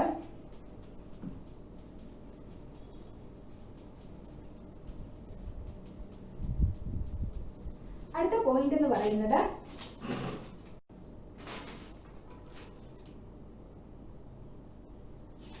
പലതരത്തിലുള്ള ലോഡ്സ് ഉണ്ട്, പലതരത്തിലുള്ള ലോഡ് വരാം. ലോഡ് എന്ന് പറയുന്നത് പലതരമുണ്ട്. ഓക്കെ, ഈ ലോഡ് പലതരം എന്ന് ഉദ്ദേശിക്കുന്നത് നമുക്കിപ്പോൾ ഒരു ബിൽഡിംഗ് കൺസ്ട്രക്ട് ചെയ്യുമ്പോൾ അല്ലെങ്കിൽ ഒരു മെറ്റീരിയലിൽ വരുന്ന ലോഡ് അല്ലെങ്കിൽ ഒരു ബിൽഡിങ്ങിൽ വരുന്ന ലോഡ്, നമുക്ക് അതിൽ പലതരത്തിലുള്ള ലോഡ് അതിലേക്ക് വരാം. അപ്പൊ അതായത് ആപ്ലിക്കേഷൻ ഓഫ് ലോഡിംഗ് എങ്ങനെയാണ് അപ്ലൈ ചെയ്യുന്നത്, അപ്ലൈ ചെയ്യുന്നതിനനുസരിച്ച് ലോഡിനെ മൂന്നായിട്ട് തിരിച്ചിട്ടുണ്ട്. അതായത് ഡെഡ് ലോഡ് എന്ന് പറയും, ഡെഡ് ലോഡ്. എങ്ങനെയാണ് അതിന്റെ ആപ്ലിക്കേഷൻ വരുന്നത് അതിനനുസരിച്ച്. രണ്ട്, ലൈവ് ലോഡ് എന്ന് പറയും. മൂന്നെന്ന് പറയുന്നത് ഇമ്പാക്ട് ലോഡ് എന്ന് പറയും, നമ്മൾ കുറച്ച് മുമ്പ് പറഞ്ഞതായിരുന്നു. അല്ലെങ്കിൽ ഷോക്ക് ലോഡ് എന്ന് പറയും. ഇത് വേണമെങ്കിൽ മൂവിംഗ് ലോഡ് എന്ന് പറയും, ഫ്ലക്ച്വേറ്റിംഗ് ലോഡ് എന്ന് പറയും. ഡെഡ് ലോഡ്, ഇപ്പൊ ഡെഡ് ലോഡ് എന്ന് ഉദ്ദേശിച്ചിരിക്കുന്നത് നമ്മുടെ ഒരു ബിൽഡിംഗ് കൺസ്ട്രക്ട് ചെയ്യുകയാണെന്നുണ്ടെങ്കിൽ ആ ബിൽഡിങ്ങിന്റെ മൊത്തത്തിലുള്ള വെയിറ്റ്, അത് ഉണ്ടാക്കാൻ എന്തൊക്കെ മെറ്റീരിയൽസ് യൂസ് ചെയ്തോ, കമ്പിയുണ്ട്, സിമെന്റ് ഉണ്ട്, മെറ്റൽ ഉണ്ട്, വോള് കൺസ്ട്രക്ട് ചെയ്തിരിക്കുന്നത് ഇതുകൊണ്ടാണ്. ആ ബിൽഡിങ്ങിനെ മൊത്തത്തിൽ എടുത്തൊരു ത്രാസെ വെക്കുക എന്ന് വിചാരിച്ചേ, ആ സ്ട്രക്ചറിനെ അതിനൊരു മാറ്റം വരുന്നില്ല, ഉണ്ടോ? ആ ബിൽഡിംഗ് നിൽക്കുന്നിടത്തോളം ആ ബിൽഡിങ്ങിന്റെ വെയിറ്റ്, അതിനെ ഡെഡ് വെയിറ്റ്, മാറ്റമേ വരുന്നില്ല. ആ സ്ട്രക്ചറിന്റെ സെൽഫ് വെയിറ്റിന് പറയുന്നത്, അതായത് ഒരു ബിൽഡിങ്ങിന്റെ വെയിറ്റ് ആണെങ്കിൽ ആ ബിൽഡിങ്ങിനെ കംപ്ലീറ്റ് ഒരു ത്രാസയിലോട്ട് എടുത്തു വെച്ചു, അതിന്റെ വെയിറ്റ്, അതാണ് ഡെഡ് വെയിറ്റ്. അതിന്റെ സെൽഫ് വെയിറ്റിനെയാണ് ഡെഡ് വെയിറ്റ് എന്ന് പറയുന്നത്, അല്ലെ? ഇനി ലൈവ് വെയിറ്റ് എന്ന് ലൈവ് ലോഡ് എന്ന് പറയുന്നത് എപ്പോഴും ലൈവ് ലോഡ് എന്ന് പറയുന്നത്, നമുക്കിപ്പോൾ ഉദാഹരണത്തിന് നമ്മളൊരു ബ്രിഡ്ജ് കൺസിഡർ ചെയ്യുകയാണെങ്കിൽ ആ ബ്രിഡ്ജ് കൂടെ മൂവിങ് ട്രാഫിക് ഇല്ലേ, ട്രാഫിക് പോകുന്നുണ്ടല്ലോ, അതിങ്ങനെ ഫ്ലക്ച്വേറ്റ് ചെയ്താൽ നിൽക്കുന്നത്. അപ്പൊ നമ്മളൊരു ബ്രിഡ്ജ് കൺസ്ട്രക്ട് ചെയ്യുമ്പോൾ നമ്മൾ കണക്കാക്കും എത്ര കണ്ട് ലൈവ് ലോഡ് അതിൽ കൂടെ പാസ് ചെയ്യാം മറ്റേ ടൈം. ആ ലോഡിനെ താങ്ങത്തക്ക രീതിയിലായിരിക്കും ആ ബ്രിഡ്ജ് കൺസ്ട്രക്ട് ചെയ്യുന്നത്. ഇതിനെ മൂവിങ് ലോഡ് അല്ലെങ്കിൽ ഫ്ലക്ച്വേറ്റിംഗ് ലോഡ് അല്ലെങ്കിൽ ലൈവ് ലോഡ് എന്ന് പറയും. അപ്പൊ ഡെഡ് ലോഡ് എന്ന് പറയുന്നത് ആ പാലം മൊത്തത്തിൽ എടുത്ത് വെയിറ്റ് നോക്കുന്നത് ഡെഡ് ലോഡ്. അതിൽ കൂടെ പോകുന്ന ട്രാഫിക് അത് ഫ്ലക്ച്വേറ്റ് ചെയ്ത് നിൽക്കുന്നതാ. ആ ലോഡിന് പറയുന്ന പേര് ലൈവ് ലോഡ് എന്ന് പറയും. ഇനി അടുത്തത് ഇമ്പാക്ട് ലോഡ്. ഇമ്പാക്ട് ലോഡ് കുറച്ച് മുമ്പ് ഞാൻ പറഞ്ഞു, ഒരു ഫ്രാക്ഷൻ ഓഫ് എ സെക്കൻഡ് കൊണ്ട് ഒരു വലിയ ലോഡ് വന്ന് ഒരു മെറ്റീരിയൽ പതിക്കുകയാണെന്നുണ്ടെങ്കിൽ അതിനെയാണ് ഇമ്പാക്ട് ലോഡ് എന്ന് പറയുന്നത്. അപ്പൊ ഈ ആപ്ലിക്കേഷൻ അനുസരിച്ച് ഈ മൂന്ന് ലോഡാണ് ഉള്ളത്, മനസ്സിലായല്ലോ? ഇനി ഉണ്ടാകുന്ന ഇഫക്റ്റ് അനുസരിച്ച്, ഇഫക്റ്റ് ഉണ്ടാകുന്നതിനനുസരിച്ച് ലോഡിനെ തിരിച്ചിട്ടുണ്ട്. ഇഫക്റ്റ് അനുസരിച്ച് എന്ന് പറഞ്ഞാൽ, ഇപ്പൊ ഞാൻ പറഞ്ഞു ഒരു ഹാമർ കൊണ്ടുണ്ടാകുന്ന ഒരു അടി കിട്ടുമ്പോൾ ഉണ്ടാകുന്ന എഫക്റ്റ് അല്ല ഒരു നെയിൽ കിഴിച്ചിറക്കുമ്പോൾ ഉണ്ടാകുന്ന എഫക്റ്റ്, പെനിട്രേഷനാണ്. മറ്റേതൊരു ഡിപ്രഷൻ പോലെ വരുന്നേ, അല്ലേ? എന്ന് പറയുന്ന പോലെ ആ ലോഡ് കൊടുക്കുമ്പോൾ ഉണ്ടാകുന്ന ഇഫക്റ്റ് അതും നമ്മൾ കുറച്ചു മുമ്പ് പറഞ്ഞായിരുന്നു. എന്താ, നിങ്ങൾ തന്നെ ഒന്ന് പറഞ്ഞു നോക്കിയേ. ടെൻസൈൽ ലോഡ്, നീളം കൂടും, ഏരിയ കുറയും.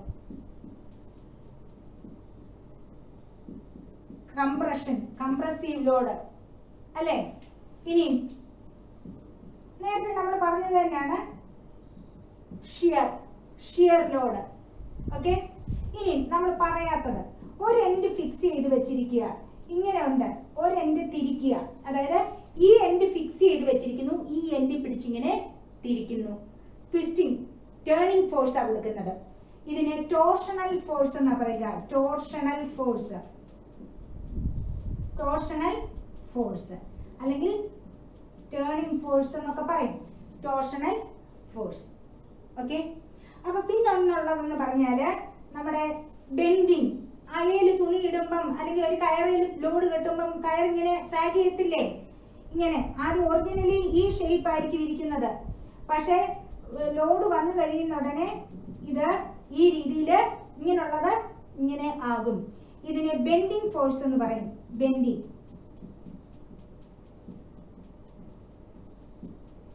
ഓക്കെ, ബെൻഡിങ് ഫോഴ്സ് എന്ന് പറയും. ഇത്രയും ക്ലിയർ ആണല്ലോ? ഇത് ടൈപ്സ് ഓഫ് ലോഡ്.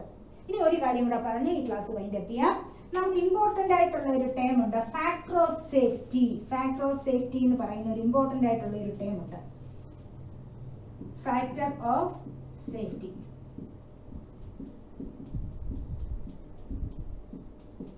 ഈ ഫാക്ടർ ഓഫ് സേഫ്റ്റി പറയുമ്പം രണ്ട് കാര്യങ്ങൾ പറയണം.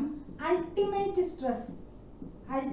സ്ട്രെസ്, രണ്ടാമത്തെന്ന് പറയുന്നത് working stress.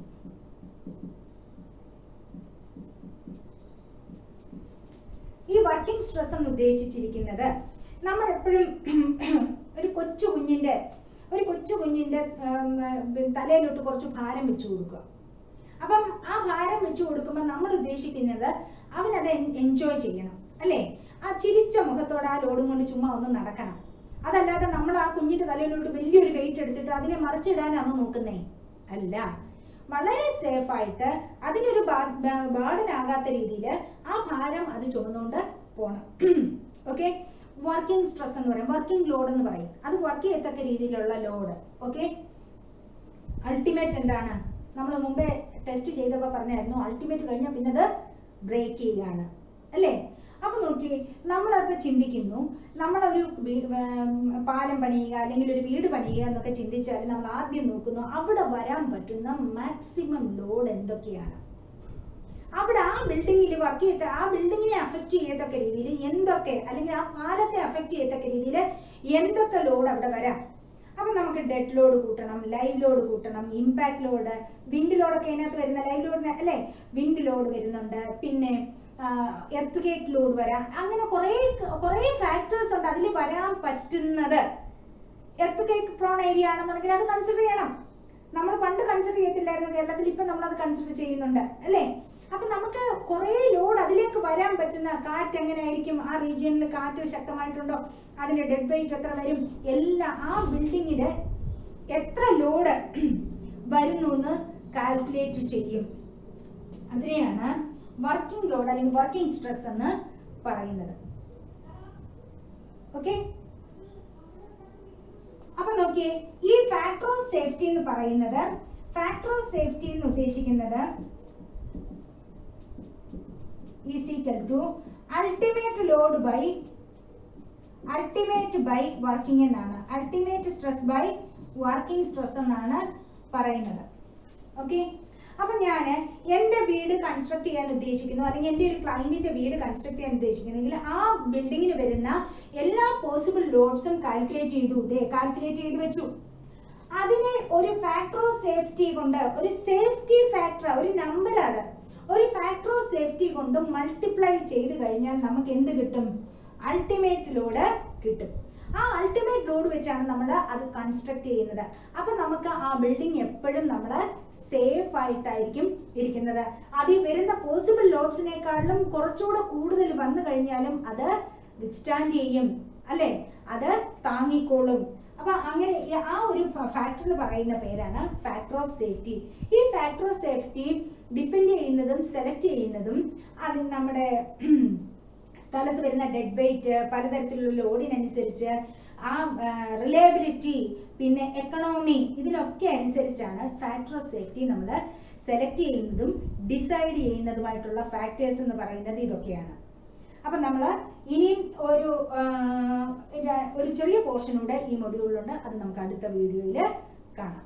Okay, thank you.